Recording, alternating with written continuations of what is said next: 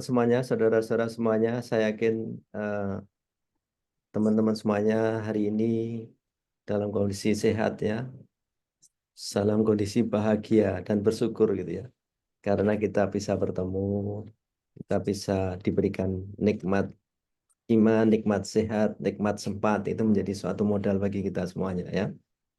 Di seluruh Indonesia ya, saat ini kalau saya perhatikan ada 1.600 sekian sampai 2.000. Masya Allah luar biasa Mas Koko ya Mas Maimun ya. Jadi luar biasa. Em, Teman-teman semuanya, saya ingin teman-teman bahagia ya, menikmati ini tidak dengan rasa terpaksa gitu ya, tidak dengan rasa ya karena disuruh pimpinannya dan lain sebagainya ya. Bahagia itu gampang ya, sebenarnya bukan karena orang lain, bukan karena harta, bukan karena benda, ya karena memang hati kita lapang ya, lapang dada gitu ya, sabar itu namanya bahagia ya. Jadi mungkin yang teman-teman bahagianya itu dari mana ya? Dari diri kita sendiri. Baik, teman-teman semuanya tadi sudah sampaikan ya, setiap harinya saya di Universitas Erlangga. Saya ingin mengutip ya salah satu ayat ya di Al-Quran ini di surat keempat ayat 100 hijrah. Jadi hari ini saya ingin mengajak teman-teman berhijrah ya. Jadi kalau hijrah itu ya istilahnya move on. Move on itu ya harus kita mengupdate ilmu kita menjadi lebih baik ya, lebih bermanfaat. Nah, di situ ada kata-kata manfaatnya kita dilapangkan hatinya dan hidup kita akan lapang ya. Mudah-mudahan yang hadir semuanya nanti ya dilapangkan semuanya, rezekinya lapang ya, semuanya baik ya. Tapi khususnya yang on cam ya. Kalau ikutnya nggak full ya nggak bisa nih. Dan yang kedua, di sini ada diberikan kehidupan yang lebih baik dan rizki. Nah, ini yang harus kita lihat ya. Kalau kita move on itu ada manfaatnya di situ. Dan yang terakhir adalah kalaupun nanti kita ini kan masa depan kita ini kan ya mati ya. Jadi hari esok itu sebenarnya saya berpikir tidak ada, yang ada itu hari ini gitu ya. Itu adalah husnul khotimah ya. Ini mudah-mudahan bisa memberikan manfaat bagi teman-teman semuanya. Mudah-mudahan move on kita ini nanti menjadi yang sangat bermakna. Ini pengenalan aja yang nanti kalau ingin lebih detailnya di sosmed ya. Jadi Bapak Ibu semuanya bisa klik di sana ada beberapa artikel termasuk buku e-books, e-jurnal yang bisa di-download langsung ya dari sosmed yang ada ya. Insya Allah ini materi sudah saya kirimkan ke Mas Gogo. Ini nanti panjenengan bisa di Scopus maupun di Akademi Edu nanti lebih detail ada di sana ya.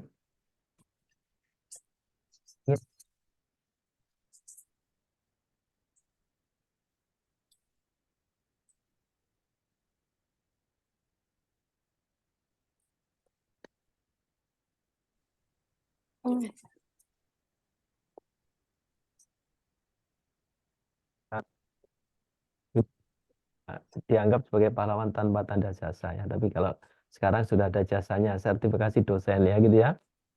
Mudah-mudahan nanti kita terus semangat untuk itu. Maka kita harus punya semangat 3 KTB. Istilahnya kalau kita ingin sesuatu itu harus ada kemauan dan kerja keras ya. Jadi harus ada keinginan. There is need, there is way gitu itu penting gitu ya. Tanpa itu nggak ada akan bisa ya. Jadi istilah kita ini upaya kita itu hanya ikhtiar. Tapi hasil itu bukan menentukan Tuhan yang Maha. Jadi nggak usah mikir hasil Bapak Ibu. Kalau nanti mau mengajukan penelitian diterima atau tidak itu urusan Allah. Itu urusan bukan urusan kita. Ya gitu ya. Maka kita harus kerja keras. Nah yang T-nya harus tekun dan disiplin. Jadi saya yakin kita semuanya beriman ya. Meskipun apapun nanti kita harus berusaha, tapi kita juga harus tekun dan teliti lah. Disitulah yang dilihat oleh Sang Pencipta itu di situ, ketekunan kita, disiplin kita ya. Kalau kita mengutip salah satu di Al-Quran, kalau kita lihat di situ ya teman-teman semuanya nanti di 2144 ya. Di situ katakan, Wong Rasul saja minta supaya kiblatnya itu dipindah dari Aqsa ke Ka'bah, itu aja dikabulkan baru 2 tahun gitu ya. Sedangkan kita sendiri, yang kita modal kita ya ini tekun, disiplin terus minta, ya itu yang penting.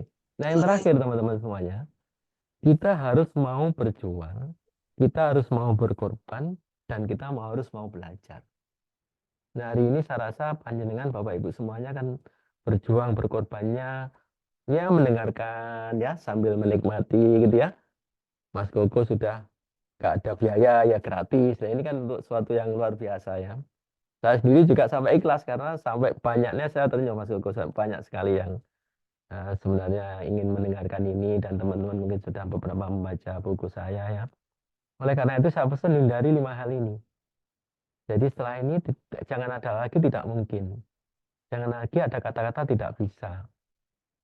Dan ini yang penting yang tiga kita itu kadang sering saya sudah tahu kok. Lah kalau sudah tahu biasanya tertutup kita ini. Nah yang keempat adalah wis nanti sajalah tak buka lagi. Lah itu biasanya kita menunda-nunda itu sesuatu yang terus-menerus akhirnya tidak pas. Jadi makanya guyonan saya kita ini nggak boleh kena penyakit tiga kulit.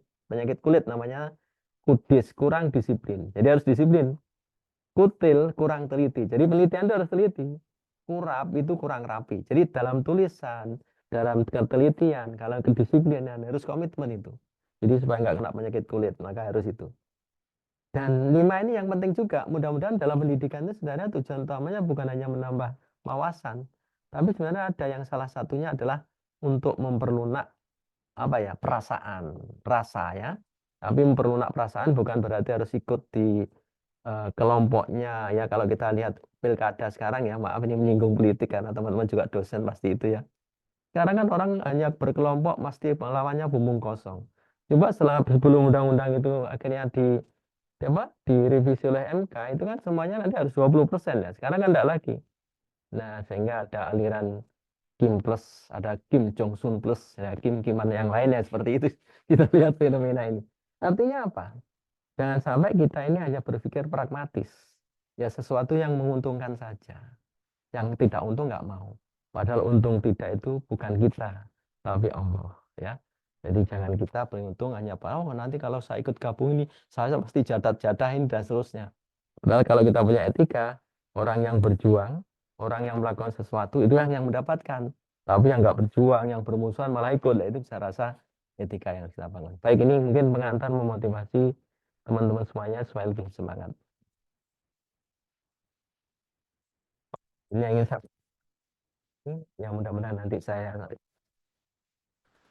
yang pertama ya, jadi kita apa sih ya, kita satu metode. Nah, kita bicara dulu tentang MMP ya. Jadi berangkatlah dari masalah, kemudian baru kita bicara metode, kemudian baru penulisan. Nah, ini kira-kira. Jadi di mungkin beberapa teman-teman nanti bisa dapatkan di buku itu ya. Nah, di dalam buku itu, jangan saya ya tiga ini berangkat masalah kalau dalam buku, kalau sudah 91 untuk yang mensual. apa nah pengantar saya gini yang timbul dalam diri kita.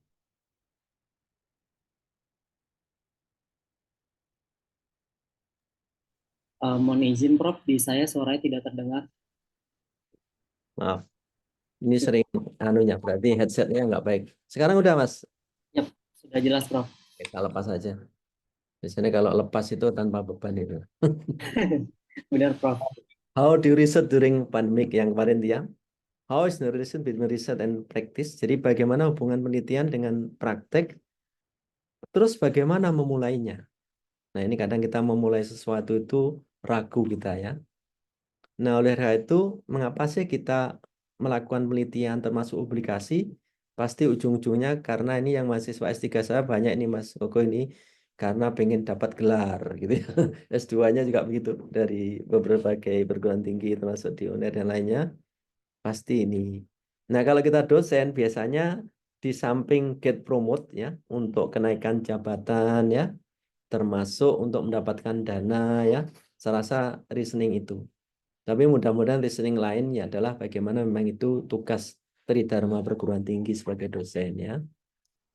Sehingga nanti kalau kita karir itu memang mulus, baik ya saat ini kita mudah-mudahan untuk mencapai yang paling atas menjadi guru besar itu Ya karena ini ya. Jadi itu mungkin jalannya lah. Sekarang banyak sekali teman-teman yang akan ke sana tapi susah. Dan itu harus melalui suatu penelitian yang baik. Ya, kita dapat hibah baru publikasi yang baik. Jadi kalau kita ujuk-ujuk, maaf ya ada seorang profesor mengatakan, oh sekarang nggak perlu penelitian. Yang penting aku bisa publikasi. Menurut saya itu nggak benar. Kita ini harus berdarah-darah dulu, berkompetisi dulu untuk mendapatkan hibah baru kita nanti publikasi gitu ya. Kalau hanya publikasi literatur review ya siapa saja bisalah seperti itu. Jadi ini yang harus kita lihat komitmennya. Ya ini mungkin poin-poin nanti yang akan output yang akan kita dapatkan seperti apa. Saya rasa ini yang poin penting terutama teman-teman dosen sangat concern ya di dalam sini. Misalnya kita di International Scopus. Nah ini nggak bisa kita dapat nomor 2A ini kalau kita tidak punya penelitian yang baik ya. Luaran-luaran juga tadi apakah itu jurnal atau proceeding ataupun buku, haki dan seterusnya bisa kita lihat. Sehingga bahasa Jepang ada cogito, cogito ergo sum, publish atau perish. Jadi kita sering tuh matching di medsos kita itu hanya foto-foto kita makan, foto-foto kita ini. Harusnya matching kita adalah hasil-hasil kajian kita, penelitian kita, publikasi kita. Nah ini yang harus kita. Tapi bukan berarti, oh saya sudah dapat Scopus, terus saya narsis begitu enggak, bukan itu. Ya kadang kita ini kena penyakit namanya SSI Mas. Jadi SS itu ya sombongnya ada gitu, serakahnya juga banyak ya. Kemudian iri hatinya juga banyak. Nah, itu harus dihindari ya. Jadi boleh sih gitu. Tapi kita SSI-nya kita rubah. Harus banyak syukur, harus banyak sabar, harus banyak ikhlas ya. Oh, nggak tahu kita besok mati gitu ya. Kita nggak tahu juga gitu ya. Jadi kalau Anda ingin survive, maka kita harus istilah kita adalah publish atau perish. Ya, oleh karena itu, kapan saya mulai? So where do you start? Jadi inilah yang kita lihat, sering saya katakan, journey of thousand mile can be begun with single step. Jadi perjalanan yang panjang itu hanya bisa dilalui tahap demi tahap. Jadi kalau kita masih, maaf ya, misalnya asisten, kalau mau jadi guru besar, lalui dulu asisten, lektor, lektor kepala, dan seterusnya. Nah, itu mungkin yang saya katakan, kita nggak bisa instan seperti anaknya pejabat ya, yang masih belum apa-apa jadi wali kota, kemudian jadi wakil presiden, jadi apa, enggak bisa kita instan mencontoh itu. Mau pergi ke Jakarta aja kita naik kereta, yang lainnya naik jet ya, sampai 8 miliar, misalnya seperti itu. Itu nggak bisa. Karena kita ini harusnya bangga memulai sesuatu yang dari bawah gitu ya. Kita harus mendidik anak kita seperti itu. Jangan sesuatu yang didapatkan yang instan itu akan jadi ya menciderai yang hal yang lain ya. Oleh karena itu saya pesan satu, kalau kita ingin bagus dalam penelitian kita, coba siapkan waktu 1 jam saja sehari. Ya, jadi 1 jam saja baca artikel-artikel ilmiah, baca berita-berita ya tentang apalah yang ada di Indonesia tentang politik, boleh infotainment. Sehingga kalau sehari itu keep in touch ya.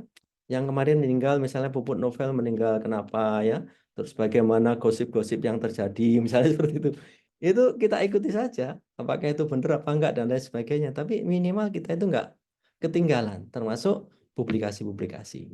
Tolong 1 jam aja. Saya berusaha untuk membaca ya kira-kira 1 jam lah dalam sehari itu.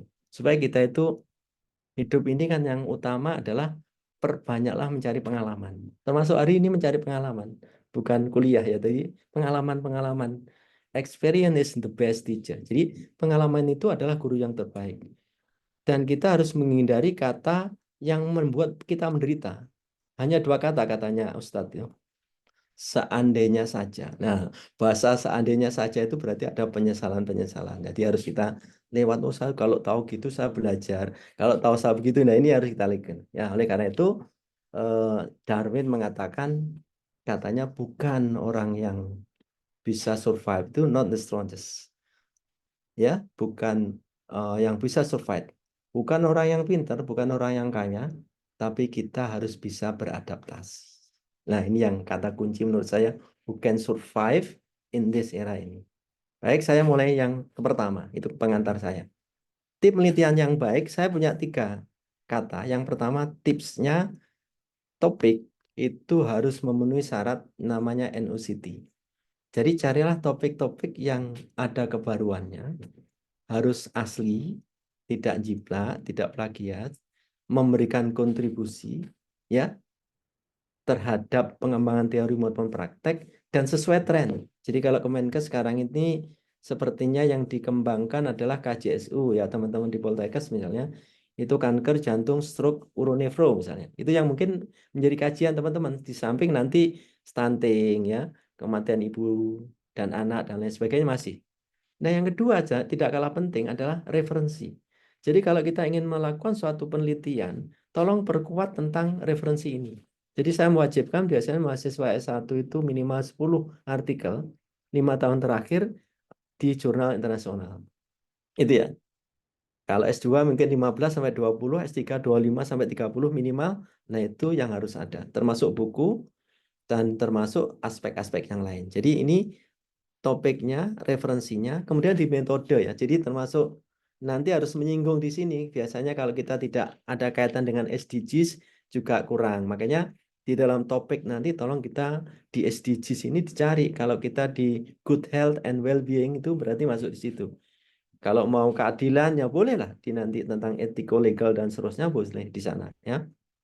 Nah, metode saya ingin pesan saja karena nanti saya jabarkan ada beberapa metode yang kira-kira untuk dosen ini ya saya katakan untuk bimbing S1, S2, S3 mungkin ada perbedaan-perbedaan ya.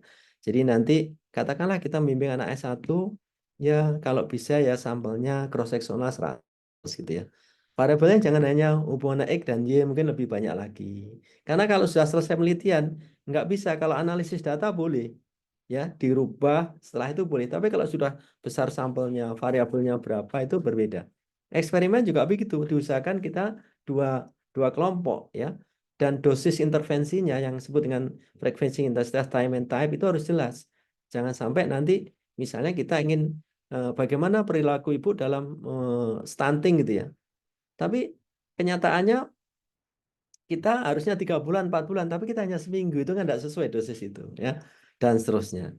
Termasuk kualitatif nanti kira-kira partisipannya seberapa, 12 kira-kira ya. R&D kira-kira seberapa, termasuk literatur review kira-kira berapa artikel. Ini harus dipilih awal tip ini. Kalau kita ingin nyambung dari penelitian nanti bisa diterima di IPA, yang kedua adalah untuk publikasi. Karena publikasi itu kalau Bapak Ibu lihat di penelitian misalnya cross sectional gitu aja. Itu nggak ada kalau kita lihat di Scopus itu yang hanya 100 itu nggak ada. Mesti ada 200, 300, 400 dan seterusnya itu. Itu mempengaruhi kualitas. Ya, intervensi juga demikian ya. Jadi tolong ada 3 kunci ya tadi ya. Mulai dari topiknya, referensinya, metode. Yang ini kelengkapannya tadi adalah ada yang saya katakan di sini bahasa sama ethical clearance. Jadi harus ada uji kelayakan etik ya nanti dalam penelitian teman-teman kalau ingin publikasi ya. Jadi ethical clearance itu harus ada. Tolong pasti ada teman-teman semuanya yang sudah terakreditasi. Kemudian adalah bahasa. Nah, itu kira-kira 5 hal yang perlu kita lakukan. Nah, yang kedua, apa sih strategi riset yang saya cantumkan? Di situ banyak materi saya ya, mungkin Mas Gogo sampai bosan bacanya. Masalah ya. Jadi kita ini berangkatlah dari masalah. Nggak apa-apa, kita harus berangkat masalah. Meskipun kita ini katanya kalau kita punya masalah, memang hidup ini katanya eh, setiap yang bernyawa itu pasti diberikan masalah. 155 itu. Jadi katakan, tapi berikan kabar gembira bagi orang yang sabar. Jadi kalau kita berangkat itu harus masalah, ya. Saya ingin belajar membaca tentang masalah penelitian itu apa. Yang kedua, M yang kedua saya namakan metode atau metodologi. Yang ketiga, P-nya penulisan. Jadi dalam penelitian itu kita hanya membahas tentang metodologi nanti MMP. P itu nanti bisa penulisan laporan sama publikasi, sudah itu aja. Simpel ya, 3 hal itu. Ya kita berangkat dari masalah. Saya tetapkan ada 7 tahapan. Nanti berbagai profesi saya yakin bisa merujuk di satu. Di dalam masalah itu berapa tahapan ini di sini yang kalau kita menulis masalah ini, kita nanti akan bisa menulis bab 1, pendahuluan, bab 2, tinjauan pustaka. Jadi kalau kita lihat di dalam metodologi penilaian proposal itu kan pasti ada pendahuluan, ada tinjauan pustaka atau inventory. Nah, biasanya bab 3 kerangka konsep bisa masuk di situ. Nah, ini kalau kita berangkat masalah. Maka di dalam 7 step itu mungkin teman-teman yang sering saya sudah sering saya katakan ini yang nanti akan mendapatkan. Berangkat dari 1 bidang keilmuan, 2 kasus, 3 masalah, 3 menuliskan tinjauan pustaka, 4 ya. Yang kelima nyusun kerangka pikir atau teori. Nah, pendahuluan ini jadi nanti kalau panjenengan Bapak Ibu membimbing mahasiswa jangan dipaksa-paksa mahasiswa suruh nulis bab 1. Kalau biasanya konsul itu topikmu apa? Saya keperawatan anak, Pak, gitu. Saya tentang politik, Pak. Saya tentang hukum, Pak, gitu. Jadi itu harus, saya tentang ekonomi kerakyatan, Pak. Ekonomi yang tidak bagi-bagi beras misalnya gitu. Misalnya seperti itu. Bagi-bagi logistik ya karena kampanye gitu. Misalnya gitu. Boleh. Silahkan. Kasusnya apa? Terus baru nanti kita cari referensi. Jadi referensi itu bisa penggalian masalah berdasarkan kompetensi, beda spelling, bisa keaslian penelitian melalui penelitian-penelitian sebelumnya. Maaf ini salah spelling ini. Kalau spelling tadi yang kutil Mas Koko namanya kurang teliti ini namanya. Ya. Nah, itu bisa seperti itu ya teman-teman semuanya. Saya mulai ya. Jadi kalau kita nulis nanti 7 tahap ini bisa pendahuluan, tinjauan pustaka, kerangka konsep, M2-nya menghasilkan metode penelitian, P-nya menghasilkan bab hasil, bab pembahasan sampai kesimpulan. Selesai itu dalam penelitian. Nah, sekarang kita berangkat. Maaf ya, ini saya contohkan di pendidikan kesehatan, perawatan mungkin teman-teman bidan, mungkin tenaga kesehatan lain, mungkin ada medis atau yang lainnya yang profesi sosial mungkin bisa menyesuaikan nanti sesuai keilmuan. Jadi nanti kira-kira saya keilmuan saya apa ya? Saya tentang komunikasi ya, teman-teman yang lain misalnya gitu dari komunikasi dari visi misalnya. Ekonomi yang tentang apa, akuntansi tentang apa ya, nanti bisa itu. Nah, yang kedua, baru kita memutuskan. Di dalam memutuskan tuh maaf ini juga saya contohkan di medik maupun di keperawatan ya mungkin di teman-teman bidan juga nanti ada variannya. Jadi kira-kira yang tadi memenuhi NOCT tadi. Oh, kasusnya anak. Oh, saya anak tentang stunting, Pak gitu. Maternitas tentang kematian ibu misalnya. Nanti yang lainnya teman tentang bagaimana tentang ekonomi kerakyatan, bagian tentang hukum, apa yang kira-kira hukum yang sekarang harus ini, bagaimana dengan politik dan seterusnya, silakan. Tapi yang penting di sini harus ada namanya FINER ini singkatan saya di buku saya katakan visible, interesting, novelty, ethic, and relevant. Visible itu adalah yang kita mampu, yang kita bisa, kemudian dananya itu juga diperhatikan. Kalau kita penelitian melakukan suatu kajian-kajian itu harus diperhatikan ya. Baru kita mencari masalah penelitian. Jadi kalau masalah itu dikecilkan aja. Saya mencontohkan ini bisa perawat maupun bidan. Kalau ada prenatal, antenatal, postnatal dan seterusnya, kita milih satu saja nanti. Misalnya satu gitu yang kita tetapkan yang saya beri tanda merah ini. Mohon maaf mungkin yang belum familiar. Misalnya di ibu postnatal ini nanti akan kita buat namanya spider web. Untuk mencari masalah. Jadi misalnya postnatal care itu kalau teman-teman sesuai keilmuan lah nanti ya. Oh, saya banyak ya tentang yang terkait tentang uh, uterus ya. Ya, uterus memang uterus gitu ya. Kemudian tentang produksi ya, ASI ya. Mungkin tentang konstipasi, tentang luka ya, tentang bladder dan seterusnya. Silahkan jalur yang mana. Jadi dari satu kasus itu saja nanti juga sama banyak sekali kasus-kasus yang kita lihat di spiderweb. Nah, dari sini baru nanti kita lihat keaslian penelitian yang sudah dilakukan itu apa saja. Yang sejenis yang terkait saya tandai kuning ini. Misalnya evolusi gitu. Maka di sini akan ada referensi-referensi yang sejenis itu. Nah, misalnya kita lansia. Jadi kita semuanya akan menuju menjadi lansia. Lansia itu kira-kira apa sih persoalannya? Ya, teman-teman bisa kajian-kajian dari kesehatan maupun non-kesehatan, monggo. Banyak ya, misalnya masalah sosial, masalah penyakit degeneratif, masalah ADL, masalah depresi, masalah misalnya gangguan kognitif yang sering pikun, ya, macam-macam. Penyakit degeneratif bisa stroke dan lain sebagainya, demensia ya, inkontinensia silahkan.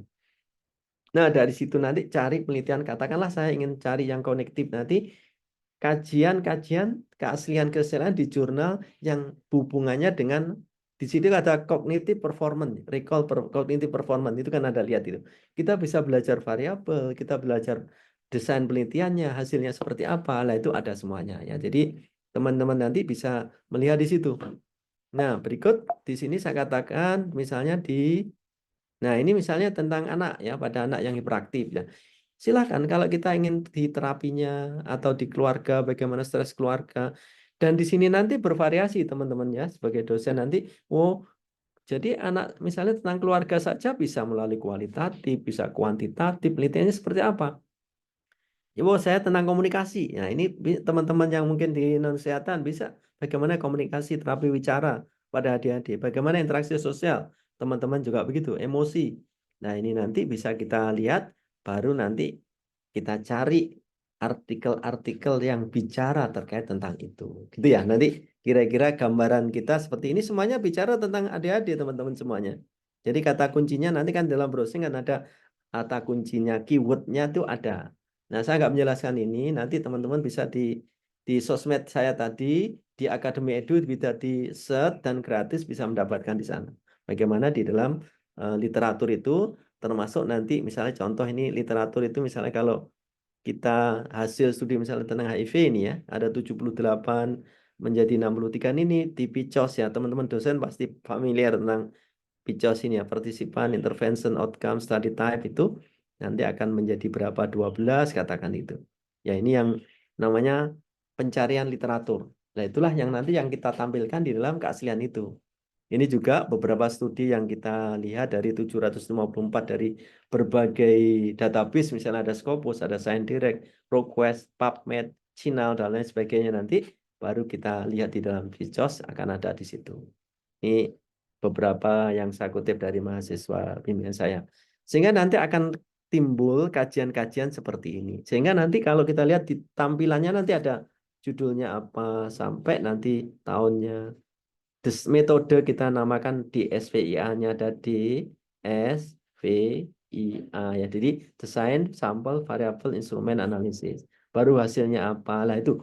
Nanti semuanya begitu ya. Teman-teman nanti akan di dalam literatur itu akan nampak di dalam desain itu nanti.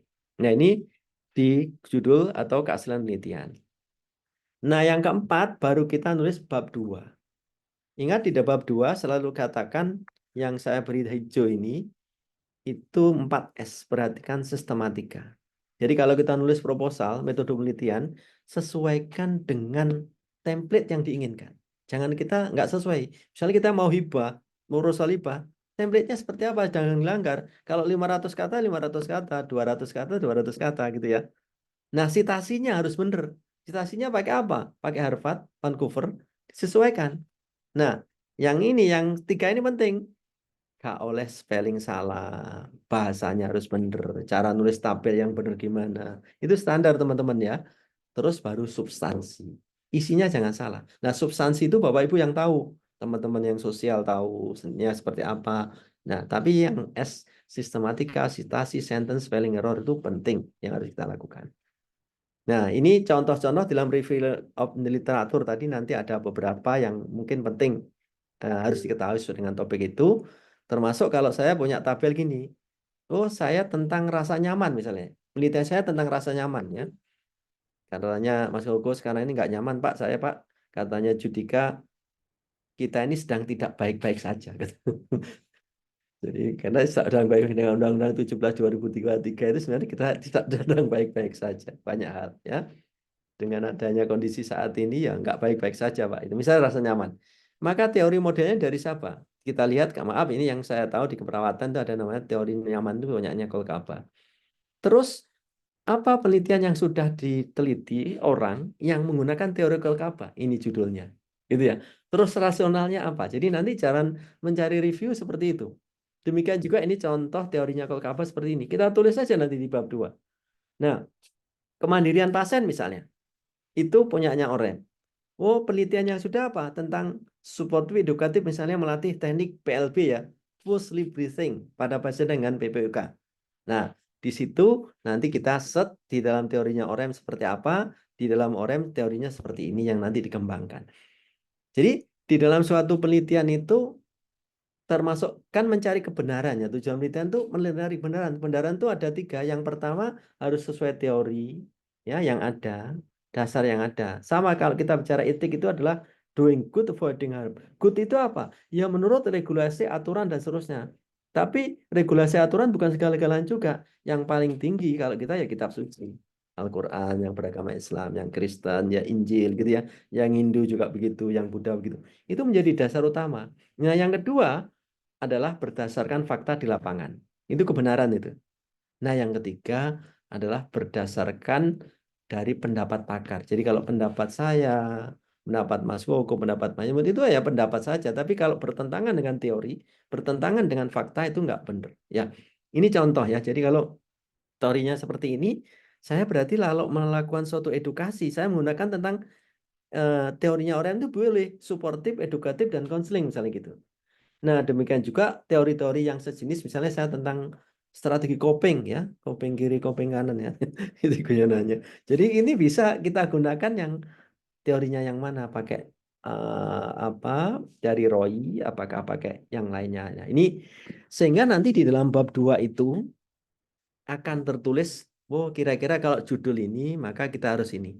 Maka kalau kita nulis buku, teman-teman semuanya, buku itu kan harus ditulis dulu ya, kira-kira ditulis ini dulu, jangan dicari dulu poin-poin pentingnya, baru nanti kita menulis, jangan menulis baru nyari konsep itu, enggak ya. Jadi mulai dari kalau kita tentang analisis faktor yang berhubungan dengan psychological well-being dan kualitas hidup pada pasien kanker kolateral. Jadi kira-kira ini. Nah, saya kuning ini ada teori-teori. Misalnya model penyiapan psikologis dengan pendekatan hipnosis dalam meningkatkan kesiapan pasien endoskopi gastrointestinal. Ini ada IBAH 3 tahun ya. Jadi ini contoh-contoh kira-kira di bab 2 yang akan kita tulis.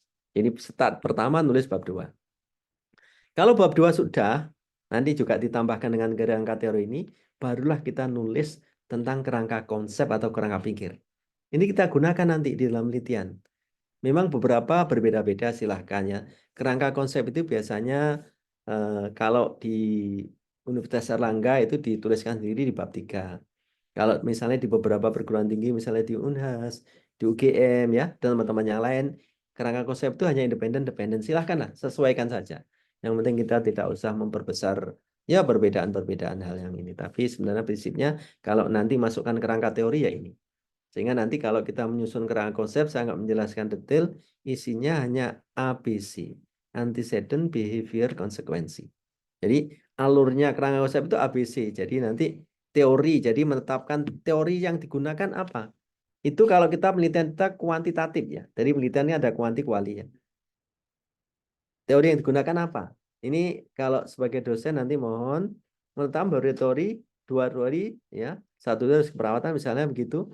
Kalau misalnya S1 mungkin 1 teori, S2 mungkin 2 teori, S3 mungkin 2 sampai 3 teori gitu ya yang established. Boleh teori manajemen, boleh teori kesehatan ya, dan yang berkait misalnya penelitian kita tentang manajemen ya berarti ya manajemen. Harus jelas hubungan antar variabel. Makanya di dalam critical appraisal tadi termasuk dalam literatur itu ada 3C. Mengcompare, mengkontas, mengkritisize. Jadi harus ada upaya-upaya untuk itu penelitian ini seperti ini begitu. Nah, yang ABC tadi ini antecedent ya, tadi sudah saya katakan termasuk behavior, proses mekanisme seperti apa. Nah, kalau saya gambarkan, mohon maaf ini saya mengutip teorinya dari Roy itu, kita itu ada input, ada proses, ada output. Nah, di dalam input itu misalnya ada stimulus vokal kontekstualis 2 berdampak pada kontrol proses. Nah, dari kontrol proses itu nanti terhadap efektor masuk terhadap adaptasi. Jadi, kalau kita menekuni dalam suatu konsep teori ini harus dipelajari betul. Nah, di situ kalau kita kaitkan dengan teori yang lain yang ada kaitannya, saya mencoba mengcompare dengan teori ini di medis biasanya, yang teman-teman medis mungkin ada ikut hari ini, kita ada namanya tentang teori tentang psikoneuroimunologi. Di sana hampir mirip bagaimana tentang stres ya, itu melalui proses namanya HPA, hipotalamus pituitary adrenal, yang nanti akan terjadi dampak pada imunitas. Ini prosesnya di sini ada.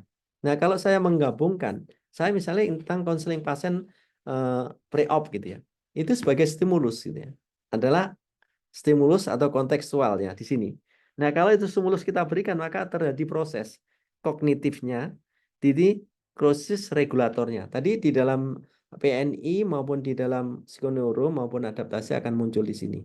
Nah, baru nanti konsekuensinya apa. Nah, yang saya tandai inilah yang nanti yang kita ukur. Oh, saya ingin mengukur tentang copingnya, tentang stresnya, tentang kortisolnya. Kalau nanti teman-teman di kedokteran biasanya, teman-teman perawat maupun bidan di kedokteran, dilihat di sini. Mungkin ada katekolamin kalau nanti terkait tentang mungkin fungsi kualitas sains dan lain sebagainya, sehingga menjadi, nah ini contoh. Nah, kompleks ini biasanya kita berikan pada mahasiswa-mahasiswa magister keperawatan, ya, atau S3 ya. Jadi ini bisa minimal 2 itu tadi. Jadi nanti teman-teman kalau membimbing atau mungkin sekarang masih S2 mau S3, kalau nanti ingin penelitian tentang eksperimen, ya mungkin jalurnya harus begitu. Tapi untuk S2 S3 nanti harus dibuat ini. Nah, ini contohnya S1 ya. Jadi kalau kita lihat S1 judulnya hanya hubungan KNWL dan motivasi dengan kinerja. Jadi KNWL dan membuat ini harus berdasarkan teori. Kalau Bapak Ibu lihat teori ini, teorinya Gibson ini teori tentang kinerja. Ini teman-teman manajemen juga bisa ini nanti. Kinerja. Kinerja seorang dipengaruhi oleh faktor-faktor ini, faktor individu dan seterusnya. Maka di situ simple untuk S1. Ini juga untuk S1, misalnya tentang kepatuhan terapi antiretroviral ya pada pasien ini. Jadi nanti ada faktor-faktor ini yang bukan karangan kita, tapi memang sudah given itu. Nah ini misalnya magister.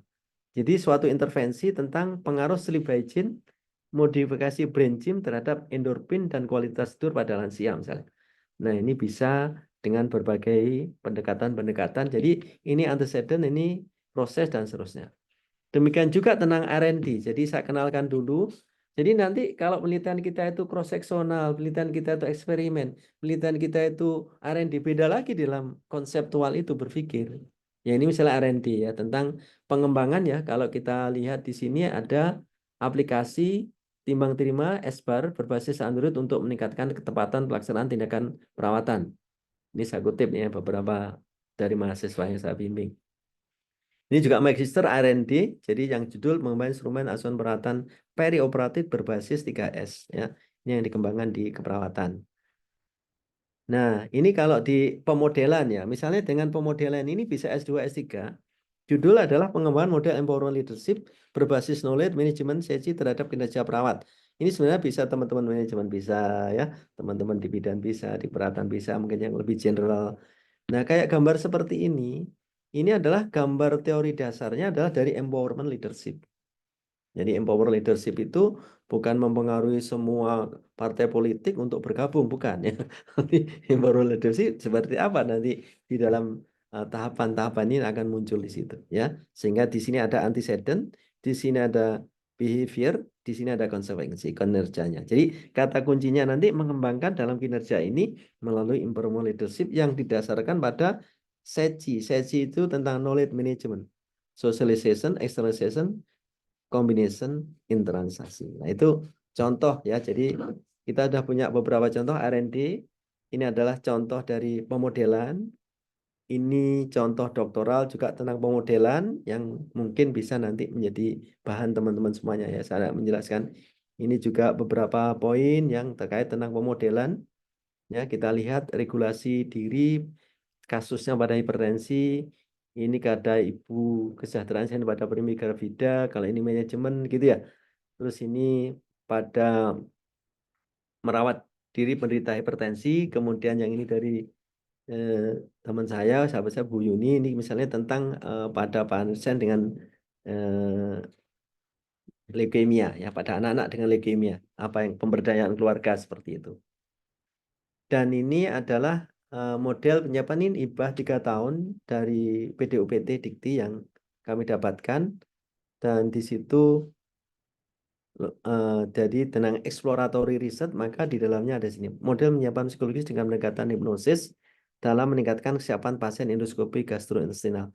Jadi ini yang kita bangun seperti apa, kemudian nanti sudah ketemu modulnya ataupun instrumennya, baru kita intervensikan. Nah ini studi eksploratory. Nah tahap ke-6 baru kita menulis pendahuluan. Jadi introduction. Jadi pendahuluan itu ditulis setelah dia membaca literatur review, konsep gitu. Karena di dalam pendahuluan itu kenapa? Karena kalau diasihkan nanti kan ada pendahuluan kan ada latar belakang, rumusan masalah, tujuan sama manfaat. Kalau di S3 ada tambahan rencana temuan baru. Nah, karena di latar belakang itu, kita kompleks, harus ada 4 unsur ini. Ada MSKS singkatan salah, masalah, skala, kronologi, solusi. Nah, ini yang kadang itu kita missing. Makanya saya sering guyonan pada mahasiswa S3 mau S2 itu, masalah itu minimal 1 rem ya. Konsulnya maksud saya, latar belakang itu. Karena mesti kita kesulit di situ. Skala itu juga angka-angka, data-data. Nah, data-data ini gimana kalau dia tidak mempelajari punya data-data sekunder dulu? Mungkin ada yang bertanya, Pak, studi pendahuluan sebelumnya. Dan studi itu juga harus kelayakannya juga harus dipikirkan ya. Jadi menurut saya layak skala data harus menjadi pertimbangan. Data-data ini bisa dipertanggungjawabkan atau tidak. Trennya baik studi lapangan maupun studi literatur. Terus kronologis ya. Dari literatur review itu tadi apa yang kira-kira ini? Kemudian yang terakhir solusi. Jadi kalau saya tulis di latar belakang ini minimal 8 atau 7 paragraf. Dengan catatan satu paragraf, ingat-ingat ya, 3 sampai 8 kalimat. Jangan satu paragraf, satu kalimat, atau satu paragraf, satu halaman. Itu tidak benar. Ya, jadi latar belakang, misalnya masalah itu dua paragraf, skala 1 paragraf, kronologis 2 paragraf, solusi 2 paragraf. Sudah cukup itu. Dilanjut rumusan masalah yang biasanya seperti ini masalahnya ya. Ini kalau saya contohkan di S3 ada 3 rumusan masalah ini. Apakah ada beberapa faktor atau faktor apa saja yang mempengaruhi gitu ya? Bagaimana penyusunan modul atau alat atau produk, terus eksperimennya seperti apa? Nah, nanti baru dituangkan di dalam judul tujuan. Nah, tujuan ini ingat ya, di dalam tujuan umum itu biasanya persis dengan judul. Jadi kalau judulnya pengembangan model asuhan, ya nih, misalnya tentang model perubahan apa, ya di situ, ya. Tapi kalau dalam tujuan khusus ini harus sesuai di kerangka teori tadi atau kerangka konsep istilahnya gitu ya. Maka di sini kalau saya yang beri saya hijau ini, tujuan ini nanti kalau nomor 1 harus nomor tentang coping. Jadi persis gini ya. Ini kan tentang coping. Nomor 2 tentang stres, gitu ya. Nomor 3 tentang kortisol dan seterusnya dan seterusnya. Jadi pertanyaannya kita nggak bisa menulis tujuan khusus kalau kita belum ada kerangka konsep atau kerangka teori yang jelas. Makanya saya katakan pendahuluan itu ditulis setelah bab 2. Ya, clear ya. Nah, termasuk yang lain-lain nanti kualitatif dan seterusnya, contoh-contoh tujuan, manfaat dan seterusnya. Nah, yang terakhir step pertama itu adalah tentang masalah adalah baru topik atau judul. Jadi judul nanti belakangan aja, bisa saja judul itu waktu ujian boleh berubah, ya waktu ini boleh berubah dan seterusnya. Tapi kalau mau setup judul dulu, maka konsulnya mahasiswa, teman-teman yang bimbing S1, S2 maupun S3, saya topik saya ini Pak. Terus yang kedua, coba kamu cari referensi. Nah tadi 10 cari 11, 15. Nah setelah cari, kita diskusi apa kira-kira topikmu apa, tentang judulmu yakin apa. Terus setelah itu sudah, kamu cari literatur, sekarang tulis bab 2. Gitu caranya. Tulis bab 2, lengkap sesuai dengan tadi. Setelah bab 2 selesai, dan ini, oke, kita koreksi sudah, termasuk bab daftar pustaka sudah ditulis dulu, teman-teman. Baru nulis bab 1. Nah, M1 selesai. Ini contoh judul-judul aja yang mendapat hibah yang saya dapatkan selama ya 10 tahun ini, kira-kira ada sekitar 5 tahunnya. 6 apa 40-an ya, 40 hibah ada berapa itu. Nah, akhir dari M1 tertulis bab 1 sampai dengan bab 3 sudah terjawab. Ya, ini contohnya gitu. Nah, barulah kita M2, kita baru metode. Nah, ini. Jadi M1 masalah sudah clear, baru kita bicara. Jadi nggak usah bicara metode dulu kalau masalahnya belum jelas. Sama kita kadang hidup itu terlalu mikirkan ke depan. Ya, padahal menjadi stres. Ya, kita stres karena pikiran kita. Padahal depan itu nggak ada, yang ada itu hari ini. Gitu. Katanya itu cari Ustadz, katanya balasan itu kapan? Hari ini balasan itu. Kalau kita dulu rajin, kita ini. Ya sekarang ini masalahnya nggak ada dalam penelitian. Baik gitu. Kalau kita malas dan ini, ya inilah sekarang balasannya. Besok kapan? Ya lah saya urip gitu. Ya kalau masih hidup. Nggak bisa gitu ya. Jadi teman-teman saya ingin memotivasi, nggak usah mencemaskan masa depan ya. Saya sering ngomong pada mahasiswa, you don't have to worry about your future, katanya gitu. Do it the best now, you will achieve your best future, katanya. Lakukan yang terbaik sekarang, Anda akan mendapatkan masa depan yang baik. Jadi sekarang ini waktunya menanam gitu ya. Waktunya menanam. Jangan kita nggak bisa investasi ke depan, tapi kita tidak bisa escape masa lalu. Lah itu loh. Makanya itu kadang itu kan membuat kita ini harusnya sekarang ini kita perbaiki. Baik, metode ya. Jadi kalau sudah masalah clear, baru metode. Nah, metode itu nanti kita buat nggak usah berlembar-lembar, satu lembar aja. D-nya apa, S-nya apa. Jadi setiap topik tadi, teman-teman, kalau nanti kita lihat ini, kalau saya ingin melihat tentang ini, misalnya nomor 2, pengaruh model forum ini berbasis ini terhadap ini, D-nya apa? Bisa eksploratory. S-nya apa? Pada pasien-pasien HIV. Sampel kan gitu ya. Terus variabelnya apa? Independennya tentang empowerment. Gitu loh. Terus alat ukurnya apa? Alat ukur kan ada 5. Nah, itu nanti bisa dibuat apa latihan gitu. Nah, analisis datanya pakai apa? Mau pemodelan, kalau explanatory, kalau exploratory pakai apa? Uji pengaruh, skala datanya apa? Gitu saja dalam penelitian itu. Ya. Nanti sudah ya. Jadi kita mulai dengan kuantitatif tadi ya. Kalau ini misalnya gambaran deskripsi, biasanya deskripsi itu ada, termasuk nanti mau kualitatif, yang lainnya seperti ini kuanti dulu ya.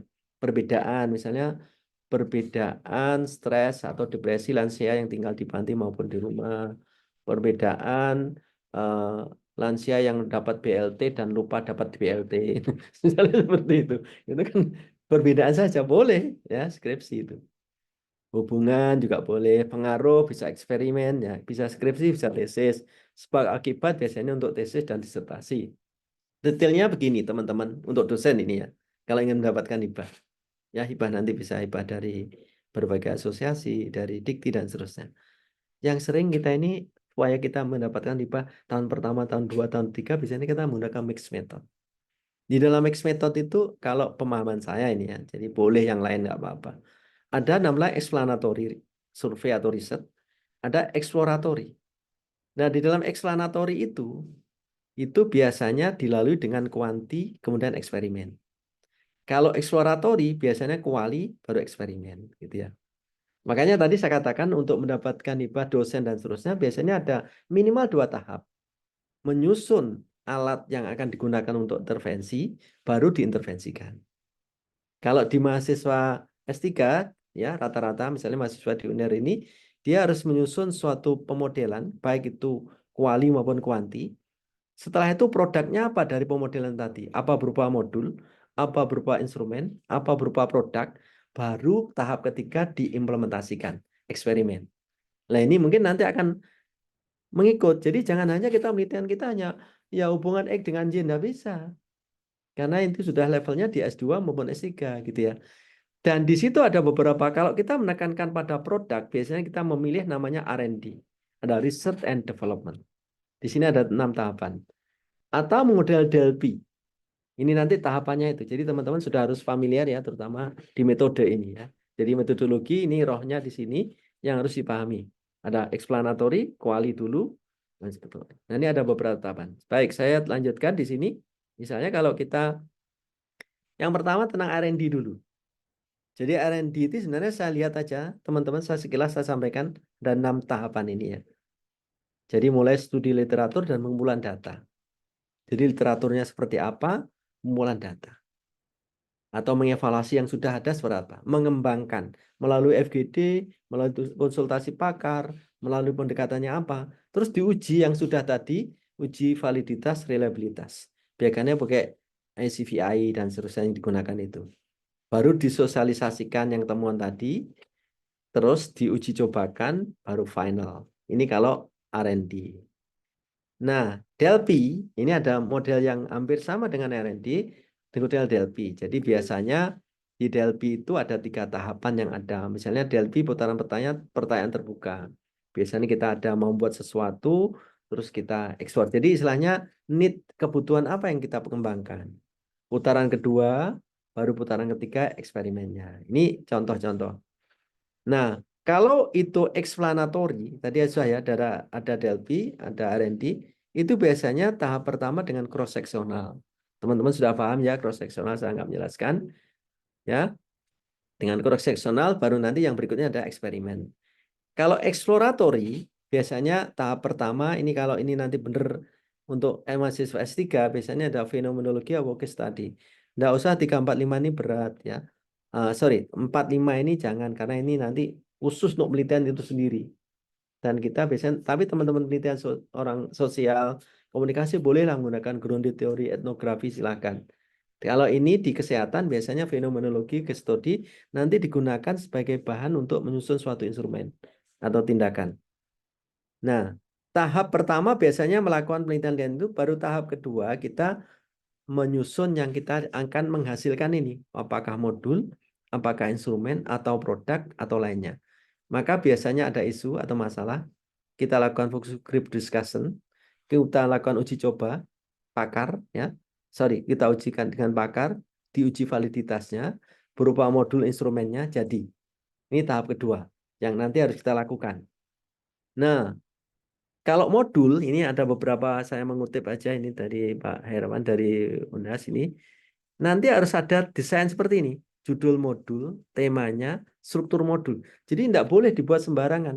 Dan ini harus dari need mendapat pakar tadi atau hasil kajian di lapangan. Istilahnya studi lapangan, studi teori, sama pakar itu harus jelas, clear di situ. Ya, maka di sini akan ada analisis uji validitas kelayakan modul itu diuji. Misalnya ada 5 pakar gitu, ada ICVIT ujinya seperti itu.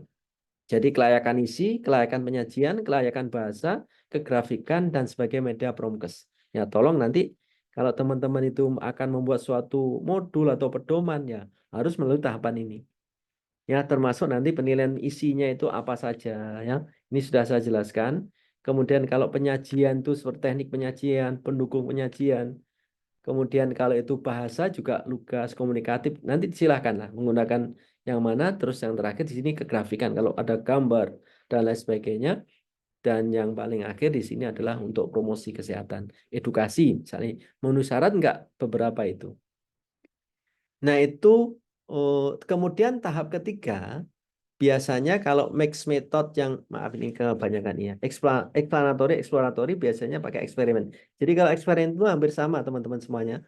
Silahkan teman-teman mau eksperimen karena ini lebih banyak pada manusia. Kalau pada binatang biasanya kan turut eksperimen mungkin berbeda ya, harus spesifik yang ada. Kalau ini kita menggunakan ini. Jadi kalau magister ini saya katakan ya, yang sebelah kiri ini ada magister ya, teman-teman yang dosen nanti. Ini kalau explanatory, kalau S1 tadi kan sudah satu tahap aja ya, artinya tentang hubungan X dan Y gitu ya. Tapi kalau di mahasiswa S2 biasanya tahap 1 cross seksional, ya.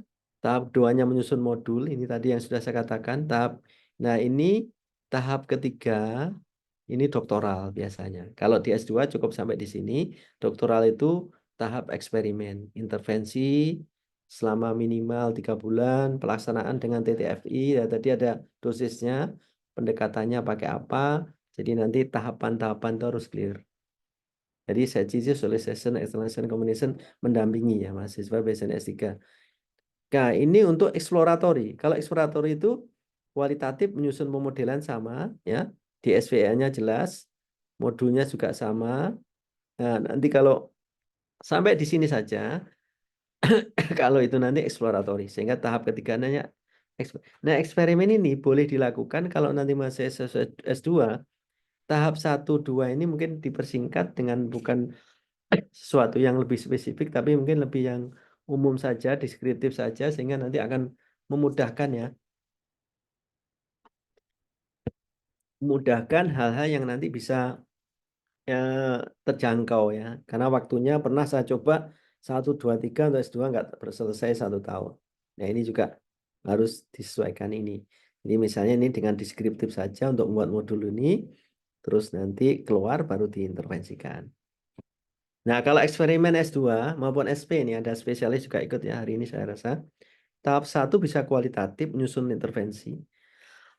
Jadi kalau kita tadi misalnya pengaruh push-loop breathing modifikasi jalan pagi, misalnya jalan kaki gitu ya, yang mungkin familiar ya teman-teman di spesialis ya, terhadap misalnya oksigenasi pada pasien PPOK gitu, penyakit paru obstruktif kronis gitu. Maka di situ kualitatifnya harus melalui WOD, wawancara observasi dokumen, ya, termasuk nanti literatur, melalui tahapan itu baru dieksperimenkan. Jadi intervensinya nggak sedetail seperti penelitian fenomenologi, ya, studi kasus dan seterusnya ini. Ini kalau di magister dan SP. Ini magister SP, R&D juga disarankan ya. Jadi di R&D itu kan ada 6 tahapan ini. Kalau di S2 biasanya 1, 2, 3 langsung 6.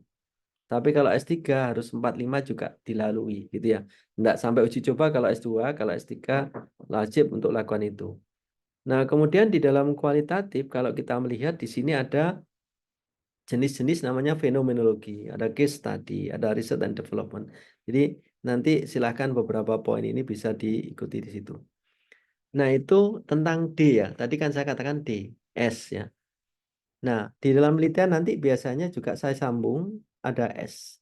S itu sebenarnya isinya 4 ini teman-teman. Di dalam S intinya ini aja. Pasti kita menetapkan populasi. Kemudian dari populasi nanti kan kita terjangkau ada N besar. Jadi di dalam kriteria itu sebenarnya dari populasi umum kemudian populasi terjangkau. Ya, kita tetapkan. Kemudian kita rumus besar sampel. Misalnya pakai formula tertentu. N besarnya nanti 150. Setelah itu keluarlah berapa? Misalnya 100 sampelnya, N kecilnya, besar sampel. Ingat ini bukan jumlah sampel tapi besar sampel. Kalau jumlah sampel itu kelompok 1, kelompok 2, kelompok 3 gitu ya. Nah, yang terakhir di sini adalah sampling. Di dalam sampling itu ada random, ada non-random. Jadi ini yang harus dipahami untuk penelitian untuk kuanti ya. Saya masih bicara tentang kuanti ini ya.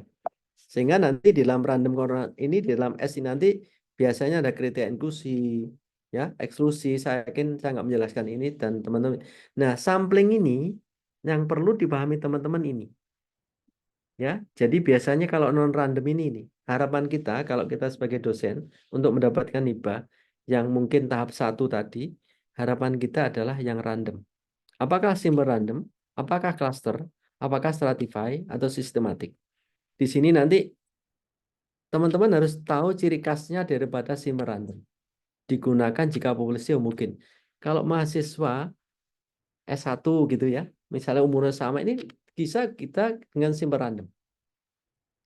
Kalau minta misalnya tentang sistematik itu per N. Jadi ini nanti kelipatan nomor 1, nomor 3, nomor 6, nomor 9 gitu namanya per N. Yang berikutnya adalah stratified. Jadi diseratakan. Jadi strata misalnya tingkat pendidikan ya, sosial ekonomi ya. Kemudian dari strata jumlah tiap unit strata sama baru di simple random. Jadi kelompok pendidikan D3 S1 gitu tentang bagaimana tentang Undang-Undang 17 katakan gitu. Pendapatnya distratakan kelompok itu baru nanti disimple random. Nah, tadi acak gitu. Jika jumlah unit strata berbeda, proporsional jadi diproporsikan. Jadi kalau Bapak Ibu misal miti, saya tentang ruangan rumah sakit itu. Jadi kalau mungkin tadi kalau stratanya misalnya tadi D3 atau NES itu tadi juga ada berbeda jumlah dari ini maka diproporsikan. Nah, yang keempat di sini klaster. Klaster itu berdasarkan wilayah. Wilayah itu mesti berbeda-beda.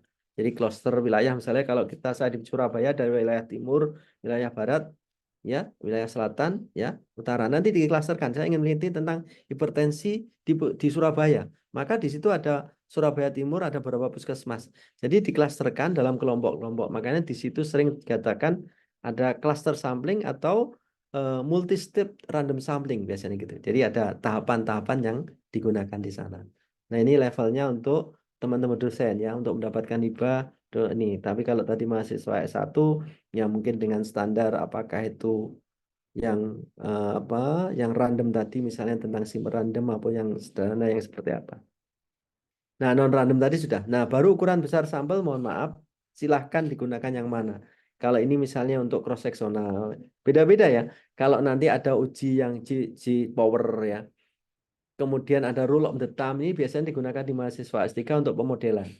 Jadi nanti kita lihat di dalam rule of the thumb itu untuk membuat suatu modelan itu biasanya kita ada variabel-variabel laten. Jadi variabel-variabel yang besar itu punya indikator. Nah, indikatornya itu nanti dikalikan. Jadi 5 sampai 10 kali indikator. Jadi kalau kita katakannya ada 5 yang kita ambil 5 atau 7 dikalikan 27 parameter maka jumlahnya berapa.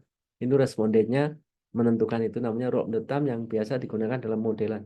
Tapi kalau Bapak Ibu menggunakan yang lain juga tidak masalah. Yang penting sesuai. Termasuk dalam uji eksperimen itu juga ada. Apakah uji hipotesis 2 min atau uji hipotesis 2 proporsi. Jadi kalau 2 proporsi itu biasanya skala data kita NO. Skala data itu kan NOIR ya. Nominal, ordinal, interval, rasio. Jadi nominal, ordinal.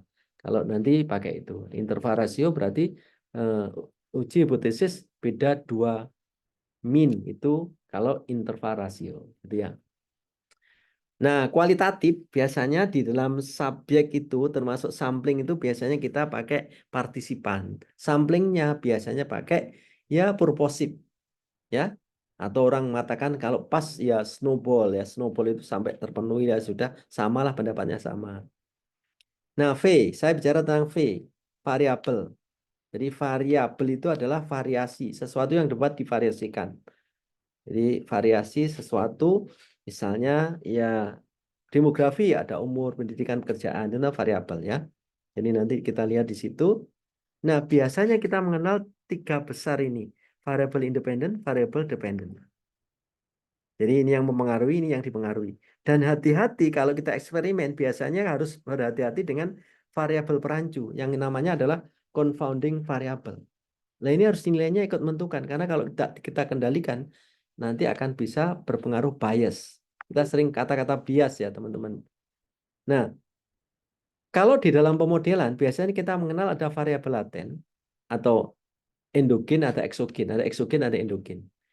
Ya, di situ ada indikator-indikatornya.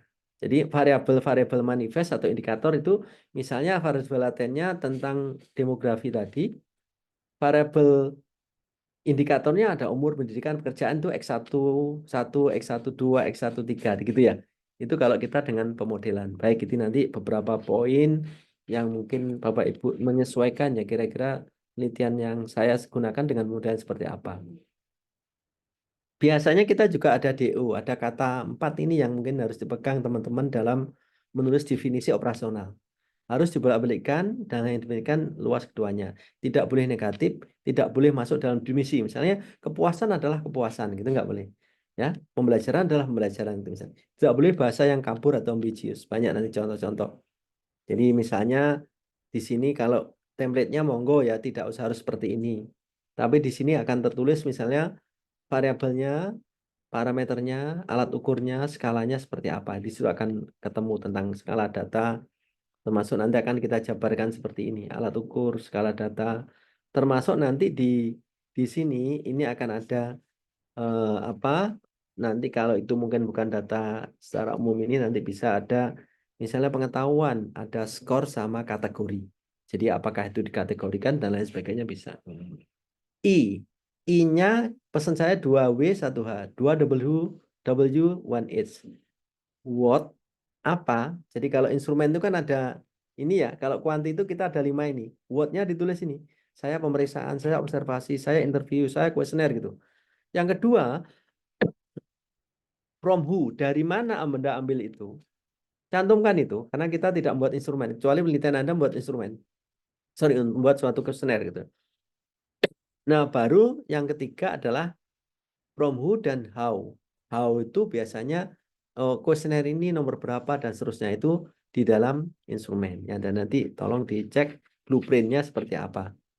Kalau dan biasanya nanti ada uji validitas reliabilitas. Jadi kalau kuanti biasanya pakai product moment untuk validitas, reliabilitasnya pakai alpha Kronberg yang nanti ada poin-poin seperti ini. Jadi kalau alpha Kronberg misalnya 0,6 ke atas ya. Kalau product moment ya di atas 0,05 ya. Jadi nanti kita lihat di sana. Kalau kuali ya, instrumen yang kuali biasanya yang umum menggunakan adalah ini yang digunakan ya teman-teman. Jadi instrumen kuali biasanya kita sering menggunakan istilah saya WODF. Jadi wawancara, observasi, dokumen, mungkin diskusi, fokus group discussion, narasi tertulis. Itu yang digunakan untuk penelitian-penelitian yang kuali ya. Silahkan nanti teman-teman yang mana. Jadi ini contoh-contoh saja. Kalau kuali misalnya in-depth interview, jadi lebih banyak pada pertanyaan terbuka ya teman-teman. Sosial komunikasi, kalau ingin membuat suatu pendapat seseorang ya. Misalnya in-depth interview yang control information ini contohnya. Tentang cognitive control, ada behavior control, di pertanyaan-pertanyaannya harus lebih banyak difokuskan di situ. Jadi ada pengertian beberapa wawancara itu seperti apa yang nantinya akan kita analisis. Ini observasi ya. Jadi WO observasi yang diperoleh hasil daripada 3 indera kita minimal, melihat, mendengar ya, meraba dan seterusnya itu nanti gunakan. Kemudian dokumen ya, D-nya dokumen. Biasanya kita untuk membuat sesuatu itu ada studi dokumen. Saya ingin membuat suatu clinical pathway, suatu aturan, maka dokumen itu yang digunakan. Sehingga nanti dalam penelitian-penelitian R&D itu biasanya banyak dokumen. Saya ingin melihat tentang tadi misalnya tentang instrumen perioperatif pasien pembedahan misalnya. Di perioperatif mulai dari pre, durante, pasca operasi itu. Nanti akan dokumen pre-nya seperti apa, durantenya apa, mulai dari identitas pasien ya. Kemudian barcode-nya termasuk isinya seperti apa lah itu dokumen. Jadi nanti kita lihat apakah dokumen itu minimal ada 2. Apakah yang pertama adalah kelengkapan pengisiannya, yang kedua adalah kesesuaiannya misalnya. Kalau saya biasanya dalam dokumen itu kita harus melihat tentang LLARB, legal, sesuai nggak dengan standar. L lengkap, A-nya apakah akurasi dan relevan, R-nya, dan apakah baru, updatingnya ada nggak. Itu kalau kita bicara tentang dokumen. Nah FGD ya, teman-teman sering kita FGD. Jadi di FGD itu sebenarnya di beberapa tulisan sudah saya katakan di mahasiswa S3 yang nanti yang ikut hari ini, biasanya tahap kedua kita FGD. Jadi kalau kita di dalam penelitian pengumpulan yang kemudian dilakukan pada penelitian kualitatif dengan tujuan menemukan makna sebuah tema menurut pemahaman suatu kelompok. Jadi kalau ditanya adalah makna sebuah tema menurut pemahaman sekelompok, teknik ini digunakan untuk mengungkapkan pemaknaan dan seterusnya. Jumlahnya 6 sampai 12. Jadi jangan terlalu sedikit, jangan terlalu banyak juga, dan itu diundang ya. Pengalaman-pengalaman kita menyajikan dari isu strategis yang ada. Bisa narasi, chatting itu juga bisa menjadi kajian-kajian penelitian termasuk field note ya, catatan harian. Nah, di dalam metodologi yang terakhir biasanya kita ada A-nya adalah analisis, di SVIA. Nah, di dalam analisis teman-teman, saya ingin teman-teman yang hadir ini mengingat namanya TSSW. Kalau kita menganalisis sesuatu, perhatikan tujuan penelitianmu apa. Ya. Yang kedua, skala datanya apa. Yang ketiga adalah sampelnya. Ya, sampel. Ya, ini bisa besar sampel, bukan besar sampel, tapi jumlah sampel. Jadi besar sampel itu jumlah sampel itu naik kelompok 1, kelompok 2, kelompok 3 gitu. Kalau besar sampel kan 100, 200. Yang diperhatikan adalah besar sampel. Sorry, jumlah sampel. Baru variabel. Jadi variabel itu berbeda, jumlahnya hanya 1, 2 itu berbeda. Maka contoh misalnya tujuan penelitian saya adalah hubungan, pengaruh. Beda-beda nanti. Beda. Beda biasanya kita pakai nominal, ordinal, pakai chi-square gitu ya. Hubungan pakai korelasi. Tergantung korelasinya pakai skala datanya apa. Kalau nominal ordinal pakai korelasi yang Spearman atau person pakai interval rasio. Itu ada aturan-aturan yang mungkin teman-teman bisa nanti termasuk di dalam uji pengaruh. Misalnya pakai pengaruh yang pakai skala data apa. Nah, baru yang S-nya ini penting. Teman-teman harus nggak boleh dilanggar. Kalau nanti misalnya skala datanya itu nggak sesuai, dipaksakan ya nggak pas. Ya, jadi kalau misalnya saya ingin mengukur tentang suhu, pengaruh pre-postnya, tapi kita menggunakan uji yang non-parametrik misalnya. Nah, karena suhu itu adalah interval rasio, maka digunakanlah uji yang parametrik. Gitu, eman-eman nanti kalau kita hanya suhunya panas tidak gitu nggak sesuai kata kategori itu. Maka yang dipegang teman-teman ya skala datanya nominal, ordinal, interval, rasio. Yang ini contoh-contoh pemilihan. Jadi kalau misalnya kita familiar ya, misalnya uji statistik parametrik itu IR satu interval rasio. Jadi kalau sekali satu kelompok ya misalnya kalau ini uji T 2 sampel bebas, kalau 2 kelompok 2 sampel, sampelnya jumlahnya 2, kelompok perlakuan kontrol katanya independent t-test, ada pair t-test gitu ya. Kalau berbangsakan pre-post. Tapi kalau skala datanya nominal ordinal ya pakai Wilcoxon. Ini nanti teman-teman statistik paham, sangat paham tugas kita sebagai peneliti. Seperti kita jahit. Kalau jahit itu kita bawa kain ke tukang penjahit. Jadi nanti ditanya, Pak, model bajunya seperti apa? Sakarapmu, kan nggak boleh gitu. Seikhlas, seenaknya. Kita harus, Bu, tolong jahitkan baju yang seperti ini. Jadi minimal kita tahu, oh ini ujinya pakai ini, Bu. Ini pakai ini, Pak, dan seterusnya itu. Itu yang saya maksudkan ya. Kita harus tahu apa sih t-test, apa sih Wilcoxon. Min Whitney. Jadi Wilcoxon pre-post. Min Whitney antara dua kelompok, post-postnya, pre-P-nya. Terus Walsh itu juga seperti apa digunakan ya. Kalau misalnya sampelnya kurang dari 20 ya, nanti kita pakai apa? ANOVA ya, analysis of variance seperti apa. Regresi linear itu biasanya kalau kita gunakan ada regresi logistik, ada linear. Jadi logistik itu biasanya linear itu skala datanya interval rasio. Kalau logistik itu skala datanya nominal ordinal. Jadi variabel independennya lebih dari satu, dependennya satu. Kalau interval rasio, skala datanya itu tadi, independennya lebih dari satu, variabelnya nanti dependennya pakai juga tentang katakanlah suhu, berat badan, maka pakai linear. Nah, itu mungkin simpelnya di dalam kajian suatu apa ya uji itu seperti itu saja. Ya, kalau kita lihat ini semuanya familiar apa sih ANOVA, apa correlate dan person ya. Person itu apa? Biasanya skala data IR ya.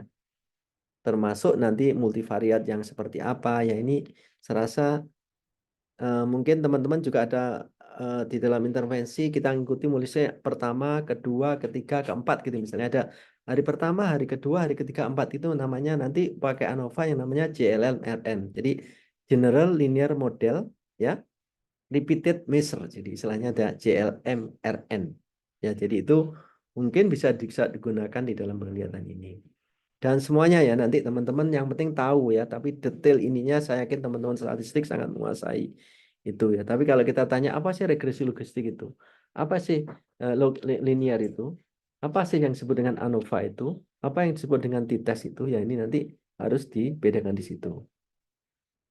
Nah, penyebab tidak terbentuknya, terbuktinya suatu hipotesis itu karena adalah kita lihat adalah ini. Jadi kalau hipotesis kita kan hipotesis itu kan hipo itu rendah, tesis itu pernyataan. Jadi pernyataan kita itu apakah terbukti atau tidak? Itu menurut teori, menurut data, fakta itu namanya hipotesis ya. Makanya di dalam sistem pernyataan bukan kalimat ya. Jadi kalau kita lihat di sini instrumen data tidak reliable. Teori sudah kadaluarsa, jadi menggunakan teori yang baik, yang bagus. Banyak kan sekarang tindakan-tindakan teman-teman itu sudah ada dosisnya berbeda dan seterusnya. Instrumen data tidak relevan dan tidak valid, makanya harus diuji. Desainnya, risetnya tidak tepat, analisis datanya tidak sesuai. Makanya banyak kalau S3 itu uji kelayakan, biasanya suruh kembali lagi karena tidak sesuai dalam pengumpulan datanya.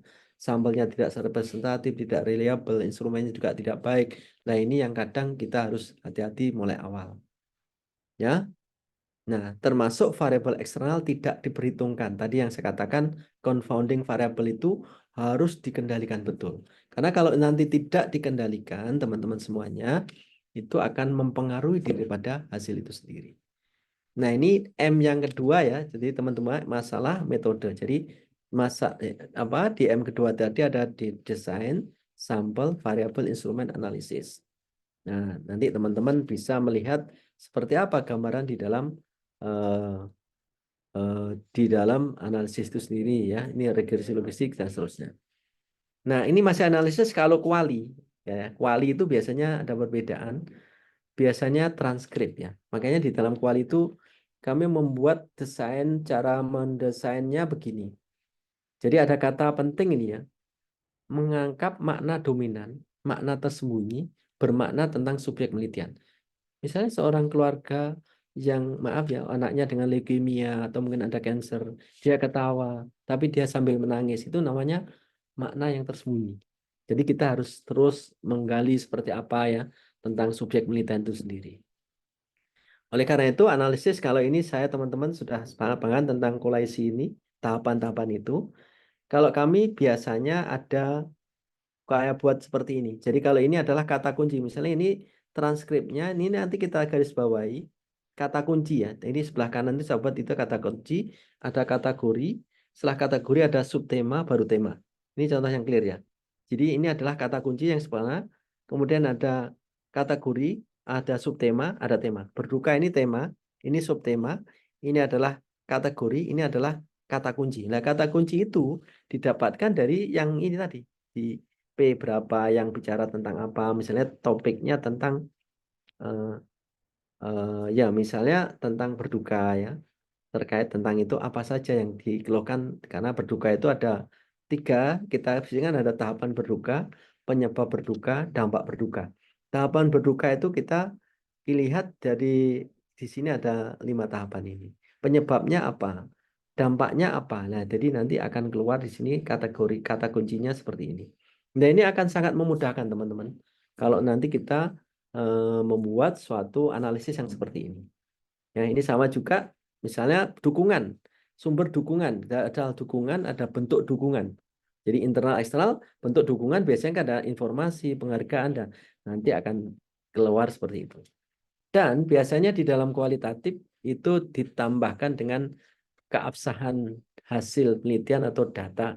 Yang di situ ada 5, ada credibility, dependability, ya, confirmability, transferability. Jadi apakah masalah itu memang dirasakan atau tidak.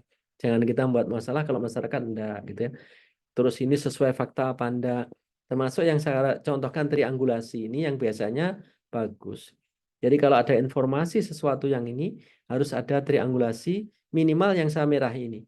Triangulasi sumber, triangulasi metode. Sumber itu jangan hanya satu, tapi misalnya kita melihat bagaimana ya stunting terjadi di suatu daerah atau mungkin tentang adat ya, mungkin tentang budaya ya, tentang pemberian makan.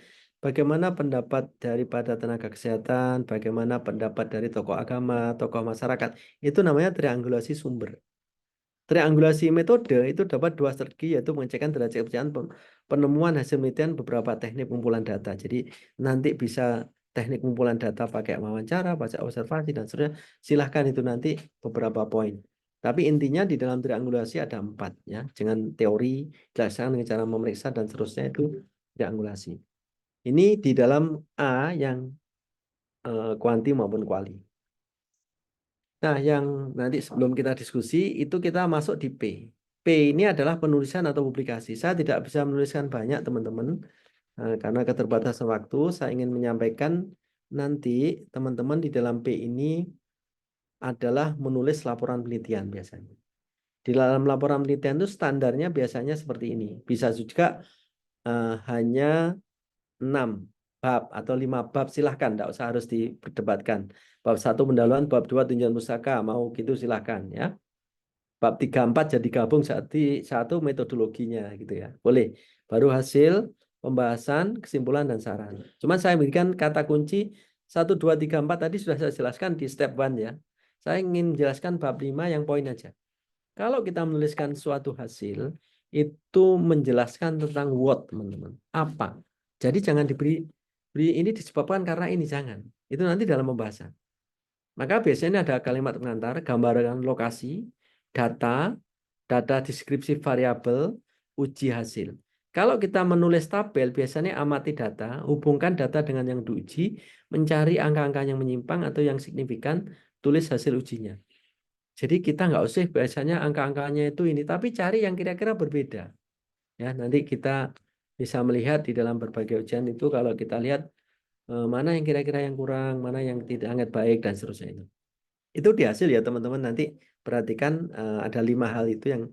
Nah, di pembahasan itu biasanya menulis tentang mengapa dan bagaimana. Jadi jangan lagi menuliskan di dalam pembahasan itu misalnya skizofrenia adalah bukan ya. Jadi masalah tentang mengapa sih ini terjadi, bagaimana sih caranya gitu ya. Maka di dalam pembahasan itu minimal ada FTO tadi. Fakta yang ada seperti apa? Misalnya lansia yang tinggal di panti mengalami fakta-fakta seperti apa. Tapi nggak perlu lagi menuliskan angka-angka lagi di pembahasan. Ya, tidak perlu lagi hasil penelitian ini sekian-sekian persen itu sudah dihasil, teman-teman.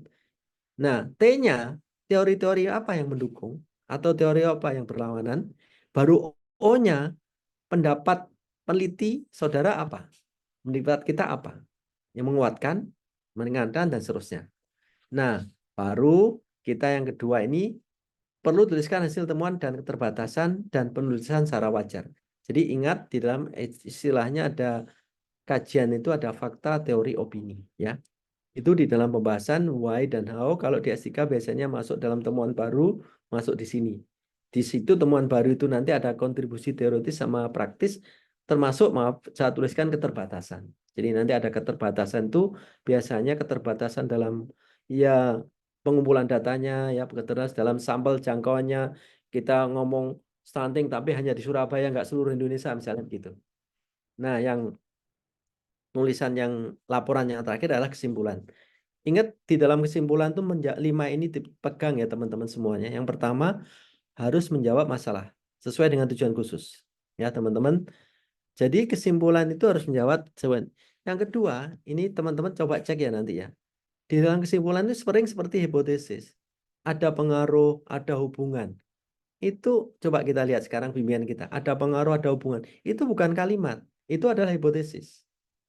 Harusnya di dalam kesimpulan itu, misalnya lansia yang melakukan aktivitas jalan kaki pagi meningkatkan misalnya ya eh, atau memperbaiki menurunkan tekanan darah. Nah, itu kalimat. Bukan ada pengaruh jalan kaki dengan tekanan darah. Kalau ada pengaruh tekanan dingin itu adalah hipotesis. Ini yang masih sering. Makanya saya sering mengatakan menggunakan bahasa yang jelas dan singkat, tulisan SPO, subjek, predikat, objek, bukan hanya ada atau tidak pengaruh atau hubungan. Dan nggak perlu lagi tuliskan angka-angka ya teman-teman, ini nomor 4 ini. Dan kalau bisa memberikan makna.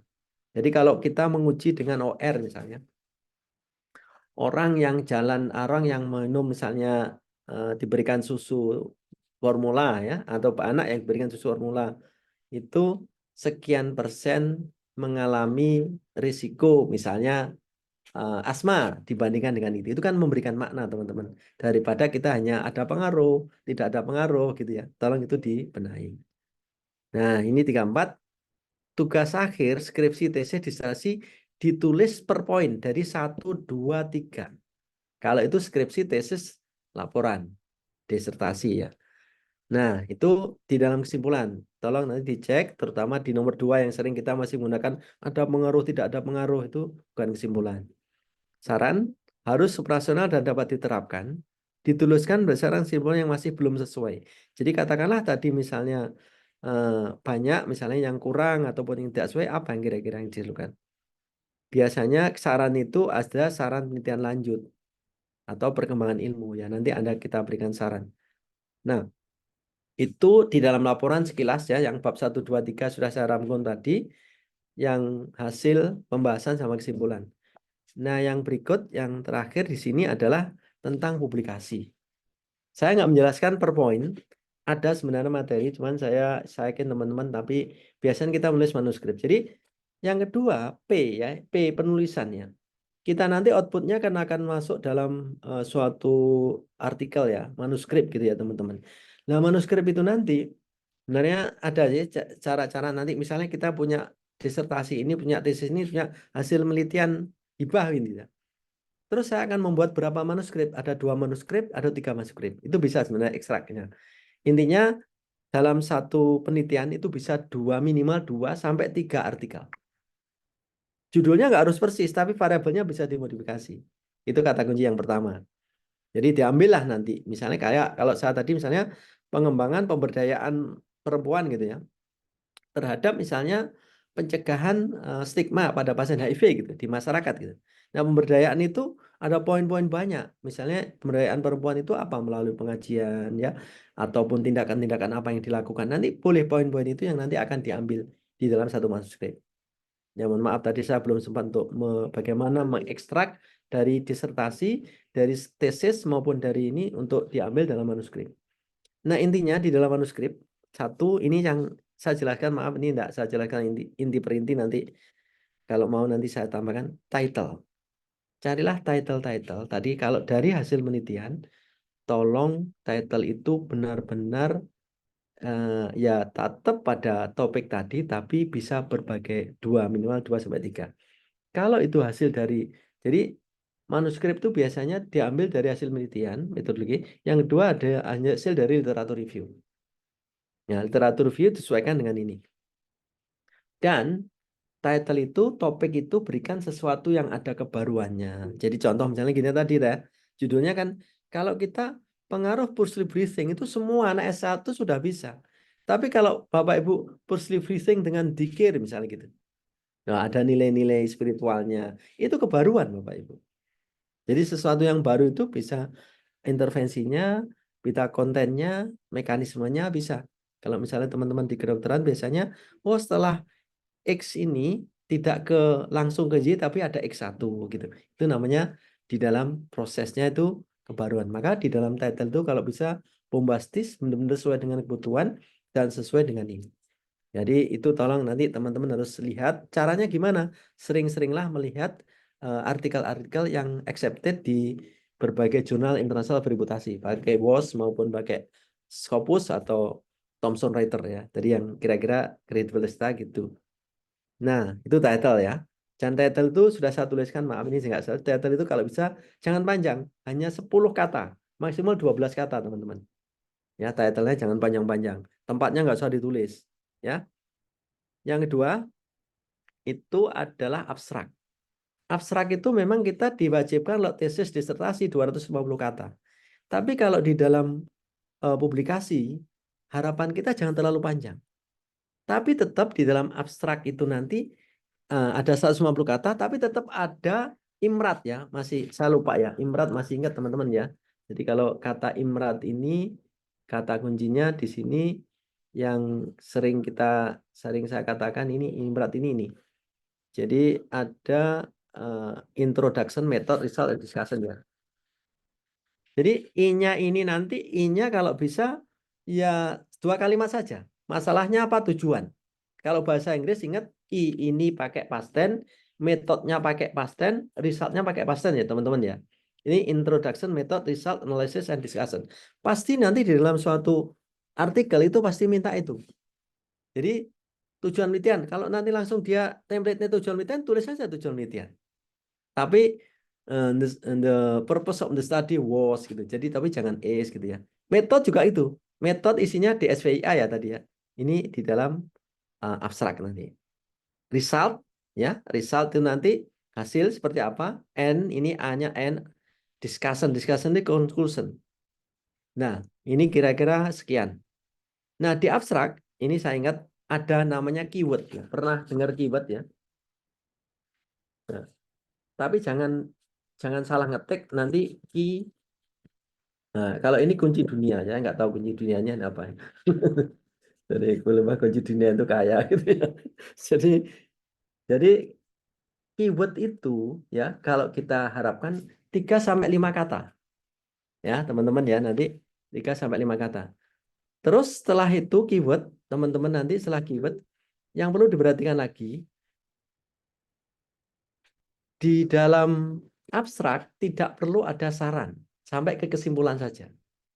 Ya, jadi dalam abstrak itu nggak ada saran, ada conclusion, discussion, conclusion. Jadi conclusion. Oke ya, ini abstrak ya kira-kira diperpendek. Judul tadi 10 kata, 12 kata maksimum, nggak usah panjang-panjang. Bombastis topiknya, methods. Tetap di SVIA ya.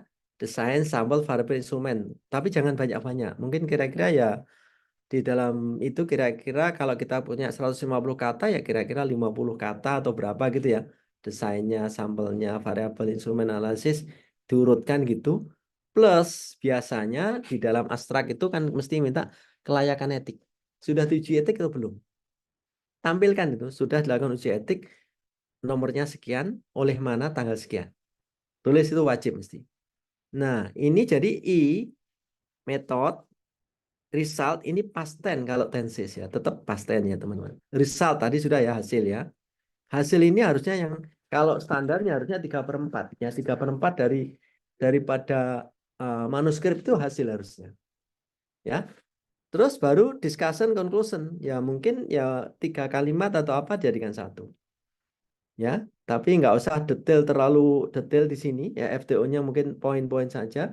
Dan ini bisa digabung dengan yang namanya conclusion ini. Jadi kalau saya gabung di sini, digabung aja di dalam discussion dan conclusion. Dan biasanya conclusion itu tidak 1, 2, 3. Kalau tadi laporan kan 1, 2, 3. Narasi biasanya. Jadi berupa narasi teman-teman ya, bukan 1, 2, 3 begitu ya. Itu hampir semua jurnal begitu. Nah, kemudian yang ketujuh itu adalah referensi. Tergantung sesuai jurnal. Apakah pakai Harvard System atau pakai Vancouver, terserah. Makanya tadi 3S ingat-ingat ya. Jadi yang istilahnya tentang apa 4S tadi ya, ada sistematika, sitasi, sentence, termasuk substansi disesuaikan. Nah, biasanya ada konflik of interest. Nah, ini biasanya yang sering kita di reject itu banyak ininya tidak sesuai ya referensinya, caranya, update 5 tahun terakhirnya kurang baru dan seterusnya. Tahapan-tahapan ini tidak kita lalui, termasuk biasanya awal itu biasanya di reject itu di sini. Wah, topiknya sudah terlalu umum lah, cuma hubungan ini dengan kinerja gitu kan enggak ada kebaruan begitu. Apa sih yang memberikan kontribusi itu? Nah, baru nanti ditelusur kesesuaian. Ini publikasi itu maaf, itu adalah dari original. Jadi original study itu berarti dari penelitian ya. Atau kalau biasanya pakai LR atau literature review atau systematic review dari studi literatur. Itu yang bisa diterima. Baik ya, jadi ada poin-poin ini. Nanti kalau diperlukan detailnya saya susulkan ke Mas Koko. Nah, ini kira-kira di dalam publikasi termasuk apa di dalam penulisan-penulisan nanti ada seperti ini. Nah, itu mungkin beberapa poin kalau mungkin masih ada waktu. Mas Koko ini masih ada waktu apa kita tanya jawab? Baik, Prof. Terima kasih, Prof. Kita ke tanya jawab dulu ya, Prof. Oke, silakan. Yang pertama, untuk detailnya tidak perlu dikirim ke saya, karena sepertinya perlu ada pertemuan kedua, Prof, jika berkenan. Baik. Ya, kemudian yang kedua, saya ingin mengucapkan terima kasih sekali karena materi pada pagi hari ini sangat luar biasa. Motivasinya juga keren banget, Prof. Ini sangat-sangat mencerahkan sekali pagi hari ini. Jadi kita lanjut ke sesi diskusi, Bapak Ibu. Saya akan mulai dari dua penanya. Kemudian mohon izin, Prof. Saya tadi di awal lupa. Jadi kalau kita di optimal itu harus ada games dulu, Prof. Ada quiz. Oh, Bapak Ibu, kita mau quiz dulu. Hari ini, pagi ini mau bagi-bagi hadiah senilai Rp500.000 untuk 5 orang pemenang. Ah, ini tepuk tangan ini. Saya kira bawaan Mas Koko. Baik, Bapak Ibu sudah siap ikut kuisnya? Siap. Iya. Baik, seperti biasa Bapak Ibu mohon disimak baik-baik untuk clue-nya ya. Jadi optimal ini apa ya?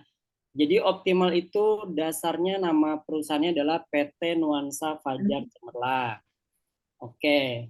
Clue yang kedua, jadi optimal ini bergerak di bidang apa ya? Nah, kalau optimal itu bergerak di bidang publikasi jurnal, penerbitan buku, kemudian bimbel Ukom, dan juga pelatihan kesehatan. Kemudian, kayaknya ada optimal lainnya ya. Ya betul, namanya anak perusahaan. Namanya adalah PT Optimal untuk Negeri. Kalau yang tadi PT Nuansa Fajar Cemerlang, kalau optimal untuk negeri bergerak di bidang konsultan kekayaan intelektual untuk pendaftaran HKI, paten, merek dan sebagainya. Oke, Bapak Ibu sudah siap? Cluenya sudah disimak dengan baik ya Bapak Ibu ya. Siap, Mas Koko. Oke, jadi satu orang masing-masing 100.000, 100.000, 100.000, 100.000. Jadi 500.000 aja ya Bapak Ibu ya. Oke, jadi nanti Bapak Ibu boleh sebutkan nama yang mau menjawab ya. Saya belum nanya. Jadi jangan teriak nama dulu ya. Oke, Bang Mamun boleh tolong dibantu dipantau. Siap, Mas Koko. Oke. Pertanyaan pertama, langsung sebut nama ya, jangan sebut jawaban. Pertanyaan pertama adalah apa nama PT Optimal? Saya. Terima kasih Bapak Ibu. Saya pertama mendengar dari Ibu Nur Fadila. Silakan Bunda Ipit dinyalakan mikrofonnya. Ya, ini adalah Nuansa Fajar Optimal dengan anak perusahaannya adalah PT Optimal untuk Negeri. Gimana nih Bang Mamun? Kurang Salah, kurang salah. Sedikit lagi Mas Koko. Lydia. Oke, sebentar, Bapak Ibu, sabar, sabar. Siapa Bang Mamun? Dipilih Bang Mamun. Ah, Yenika. Siapa Bang Mamun? Lydia. aduh, terlalu banyak nih Mas Koko. Kita dari ulang aja kali ya. Oke, baik. Ganti pertanyaan Ibu-ibu, Bapak-bapak. Oke, siap. Pertanyaan kedua. Apa nama anak perusahaannya? Lydia. Julia Misri. Untuk negeri.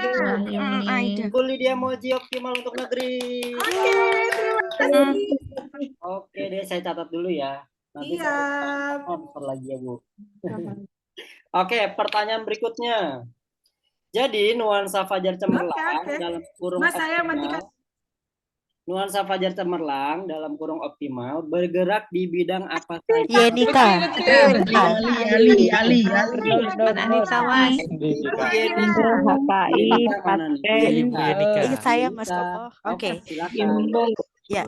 Jadi bergerak di bidang publikasi jurnal, penerbitan, bimbel ukom dan pelatihan kesehatan.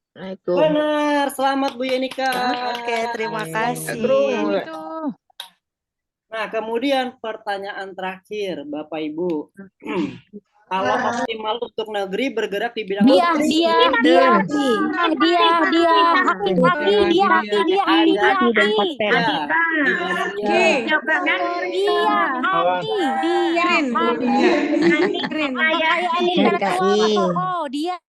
Izin saya matikan mikrofonnya. Ibu Bidan Dia, silakan. Dia. Haki Mas Koko dalam penerbitan hak kekayaan intelektual. Bu Dia dari kampus mana Bu Dia? Universitas De Hasan Bengkulu. Oke, siap. Ya, saya juga Pak. Terima kasih Bu. Baik. Terima kasih Bapak Ibu. Selanjutnya 2 orang lagi adalah berdasarkan penanya ya, penanya. Oke, selamat pagi Bu Mariza. Boleh dinyalakan mikrofonnya Ibu?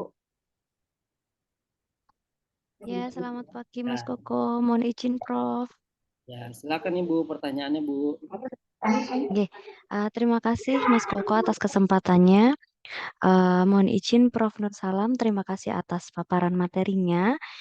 Yang ingin saya tanyakan adalah karena tadi itu ada hibah untuk R&D, nggih Prof. Mohon izin untuk hibah dengan metode R&D seperti itu, mohon maaf. Untuk penulisan proposalnya itu apakah di tahun pertama hanya fokus mengenai pembuatan produknya, misal membuat aplikasi seperti itu, atau diteruskan langsung Prof dari membuat produk atau aplikasi itu, kemudian diuji coba, kemudian langsung diujikan ke responden seperti itu Prof. Terima kasih. Ya, terima kasih Bu Mariza. Baik, silakan Prof Nur Salam, mohon pencerahannya Prof. Langsung dijawab gua. Ya, silakan Prof, boleh Prof. Baik, Bu Mbak Marisa dari Prodi Bidang IKMB mana ini? IKMB dari mana Bu Mariza IKMB? Mikrofonnya belum nyala. Masih mute. Dari IKMB. mana? Mohon izin Prof, IKMB dari Ungaran, Institut Karya Ungaran. Mulia Bangsa Prof. Alhamdulillah ya.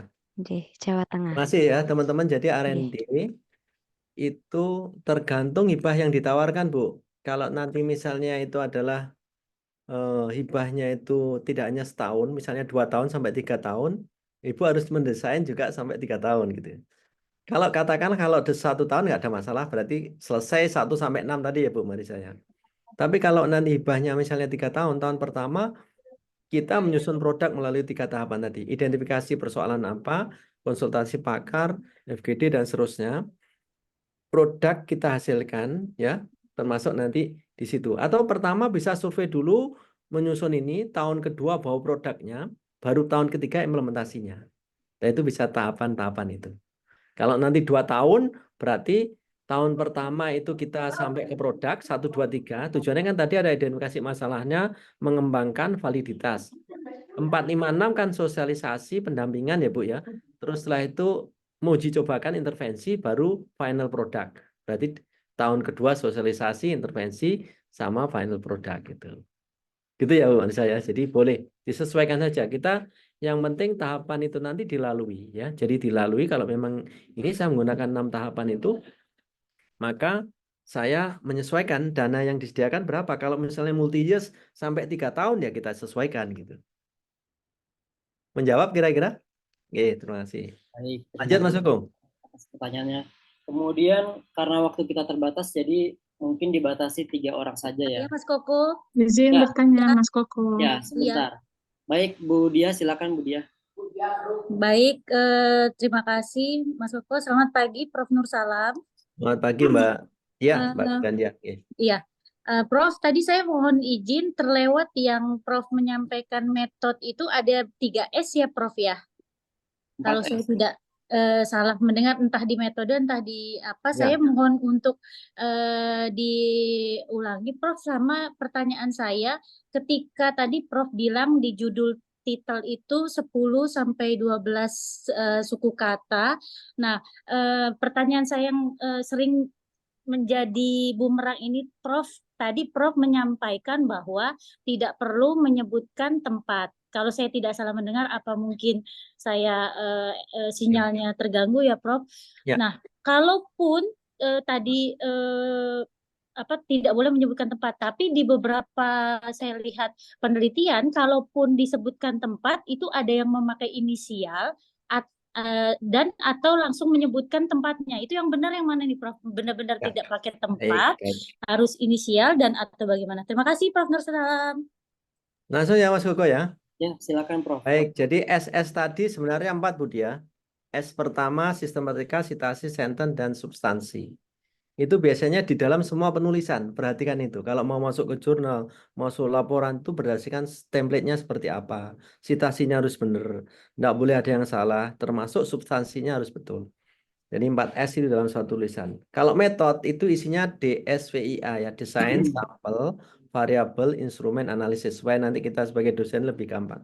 Ngecek kita mesti desainnya apa, sampelnya, variabelnya, instrumennya, analisisnya pakai apa. Nah, kalau misalnya di title tadi, dalam suatu artikel di manuskrip itu, harapan kita memang jangan terlalu panjang ya, 10 sampai 12 kata. Tempat itu tergantung. Kalau penelitian kita ini terkait tentang variabelnya tentang tempat, misalnya gini, tentang misalnya maaf ya, tentang budaya suku Madura atau suku Sasak, nah itu disebutkan Bu. Tapi kalau itu misalnya saya hanya pengaruh misalnya relaksasi deksrasi terhadap penurunan nyeri ini Bu Bidan misalnya, teknik eflurid itu tidak perlu Bu. Apakah harus di rumah sakit di ruang mawar berduri itu nggak perlu. Di ruang apa gitu nggak perlu. Jadi cukup di melakukan pengaruh ini terhadap ini begitu saja Bu. Nggak perlu disebutkan. Tapi kalau itu tempat itu memang sesuatu yang benar-benar ini menjadi suatu kajian penelitian disebutkan. Suku misalnya tentang budaya apa disebutkan. Tapi kalau enggak di rumah sakit itu ya rumah sakit ya semuanya sama saja gitu ya. Di pelayanan juga sama saja, enggak perlu daripada menambah itu. Menjawab ya kira-kira ya. Seperti itu ya Bu Mbak Dia ya. Iya, baik. Terima kasih, Terus Prof. maaf Mas Koko ada satu. Tadi ada izin dari Aska. Ya. Berapa jumlah sampel ideal setiap tahapan? Setiap tujuan Pak Aska ya, itu ada sampel. Jadi misalnya mengidentifikasi masalah. Kalau kita identifikasi masalah tadi dokumen, harapan kita lebih dari 100. Kalau itu kan ada WOD ya, wawancara. Kalau wawancara ya mungkin ya kita bisa 5 orang, 7 orang, sampai 10 gitu nanya. Gitu ya, kalau dokumennya itu dalam R&D. Tujuan nomor 2 biasanya kan FGD, pakar ya, biasanya bisa 6 orang, 7 orang gitu ya. Terus tujuan nomor 3 validitas, reliabilitas.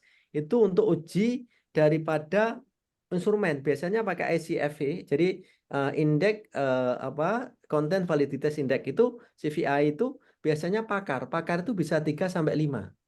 Nah, tujuan nomor 4 sosialisasi itu ya banyaklah kira-kira boleh sosialisasi kita kan hanya. Nah, kemudian uji coba tujuan nomor 5 tentang intervensi ada 2 kelompok. Kelompok perlakuan, kelompok kontrol. Ini kalau saya jelaskan. Terus finalisasi balik lagi FGD termasuk persetujuan. Jadi tolong di dalam R&D tadi ngevaluasi masalahnya apa, kemudian mengembangkan tadi berbeda lagi sampelnya, kemudian uji validitasnya pakar tadi, sosialisasi kepada orang peserta, kemudian ada uji cobanya, baru nanti finalisasi. Beda-beda. Itu mungkin tambahan saya dari pertanyaan yang ada di chat, Mas Koko. Monggo, silakan. Terima kasih Prof atas pencerahannya. Bapak Ibu, bagaimana? Apakah pertemuan kita pagi hari ini luar biasa atau biasa di luar? Luar biasa. Luar biasa. Mas Koko. Kurang, Mas. Kurang ya. Lagi. Luar biasa, Mas Koko. Luar biasa. Kalau Bapak Ibu siapa Luar yang merasa biasa. kurang dan perlu ada pertemuan kedua? Oh iya pasti. Perlu. Coba dipaksa dulu. Mas Koko. Baik. Mas Koko izin bertanya dong. Ya, silakan. Lagi Mas Ya, Koko. Bu Nepit masuk, silakan. Bu Ya. Nepit. Oke, terima kasih. Assalamualaikum, Prof. Waalaikumsalam. Ya, Prof. Nur Salam ini terkenal dengan istilah-istilah yang memang gampang dipahami sebenarnya. Itu yang saya ingat dari Prof. Nur Salam. Baik, Prof. Terkait dengan tadi di bab 2 tinjauan pustaka, tolong tunjukkan saya jalan yang benar dan lurus. Karena gini, beberapa pendapat mengatakan bahwa tinjauan pustaka itu ya sekedar definisi, klasifikasi. Tapi kalau melihat dari penjelasan Prof tadi, bagaimana kita bisa mengkombinasikan, mengkritisi, bahkan memberikan masukan terhadap penelitian sebelumnya. Apakah seperti itu? Karena saya butuh statement untuk bisa membantah teman-teman yang merasa bahwa opininya benar. Satu. Yang kedua, terkait dengan abstrak, dibatasi 150. Wow, terbatas sekali. Sementara ada bagian discuss yang harus mengandung unsur FTO. Pertanyaannya, mungkin nggak, Prof, bahwa ketika kita tuangkan FTO itu tidak bisa lebih dari 150. Kalau memang dibatasi seperti itu, bagaimana penuangan FTO-nya? Terima kasih, Prof. Assalamualaikum warahmatullahi Terima wabarakatuh. kasih, Bu Bibi. Kita jawab langsung, Mas Koko ya? Ya, boleh Prof, silakan Prof. Masih pertanyaannya. Jadi saya contohkan misalnya ini, Bu. Jadi di situ memang sebenarnya kita apa sih yang akan dikembangkan? Jadi minimal kalau misalnya judul sini, model penyiapan psikologis dengan pendekatan hipnosis. Saya mesti tentang bagaimana konsep endoskopi, kesiapan, hipnosis, dan teori-teori apa yang digunakan, terus dampak daripada itu. Jadi variabel-variabel yang akan diukur, Bu. Kira-kira itulah yang akan kita tulis. Ya, data-data itu. Kita lihat ini misalnya tentang asuhan perawatan perioperatif. Pasti pre-op, durante, pasca itu standar SDKI apa, SLKI apa, dan seterusnya itu seperti itu. Nah, ini mungkin yang bisa merubah mindset kita. Katakanlah kalau misalnya harus konsep itu ada, is oke. Konsep itu kan bisa definisi ini dan seterusnya. Tapi intinya konsep itu hanya kasusnya saja. Tapi berikutnya adalah variabel yang diukur. Misalnya gini, hipnosis harus dibahas juga. Gitu misalnya ya. Terus penyiapan harus dibahas. Jadi nanti kalau kita lihat di judul ini ada penyiapan psikologisnya harus dibahas, hipnosis dibahas. Kemudian kesiapan tadi apa ini? Contoh yang tengah ini tinjauan pustaka bab 2. Baik. Saya ingin menunjukkan di dalam abstrak ya. Jadi kalau teman-teman misalnya di abstrak itu boleh Bapak Ibu tergantung template-nya. Saat tadi kan mencontohkan kalau bisa ringkas, nggak panjang-panjang gitu ya Vivi ya. Jadi di abstraknya sendiri, kalau abstrak lah ini ya, kata abstrak itu jangan panjang-panjang, saya katakan 150 aja. Tapi kalau di dalam mulai dari pendahuluan kalian dalam manuskrip kan ada abstrak. Setelah abstrak kan ada latar belakang, kan gitu ya. Ada metode, kan gitu ya Bu Ivi ya. Jadi di abstraknya cukup 150 cukup. Nanti detailnya conclusion, discussion, FTO dan seterusnya pada pembahasan itu gitu loh. Jadi ini harus kita samakan, bukan yang saya katakan tadi dalam suatu manuskrip, tapi itu adalah dalam suatu abstrak. Kayaknya nanti kita perlu ketemu menulis manuskrip, Mas Gogo ya. Bagaimana menafsirkan hasil penelitian Setuju, Prof. Mas Koko luar transfer ya, biasa. ditransfer ke dalam manuskrip. Bagaimana Setuju, membuat judul, Prof. gitu ya. Kita buat gitu ya. Nah itu ya Bu Siap, ya. Prof. Jadi Siap. sebenarnya abstrak nggak apa-apa. Yang penting nggak usah di dalam discussion, cukup apa hasil dua kalimat aja. Oke, Gitu. siap. Nah, gitu. Matur nuwun, Kira-kira Prof. begitu. Makasih Mas Gogo. Alhamdulillah, terima kasih Prof atas pencerahannya. Bapak Ibu, mohon maaf karena waktu kita terbatas, saya izin menyampaikan 2 hal. Yang pertama, silakan Bapak Ibu mengisi link presensi yang ada di kolom chat. Yang kedua, Bapak Ibu boleh kita sama-sama beri tepuk tangan untuk Prof Nur Salam atas pemaparan materinya pada pagi hari ini. Luar biasa sekali. Sangat bermanfaat ya Bapak Ibu ya. Wow, luar biasa, Mas Koko. Baik, kita akhiri dengan doa bersama Bapak Ibu. semoga apa yang tadi telah kita dapatkan dari Prof. Nur Salam bisa menjadi bekal buat kita semua dalam melakukan penelitian dan juga publikasi. Semoga Prof. Nur Salam dan keluarga senantiasa diberikan kesehatan, Bapak Ibu semua juga diberikan kesehatan, kemudian dan kelancaran aktivitas sehari-hari, dan juga senantiasa diberkahi. Menutup kegiatan kita pada pagi hari ini, kita berdoa ala hadinya wa kulli niyatin sholihah ila hadratin Nabi Mustafa Al-Fatihah.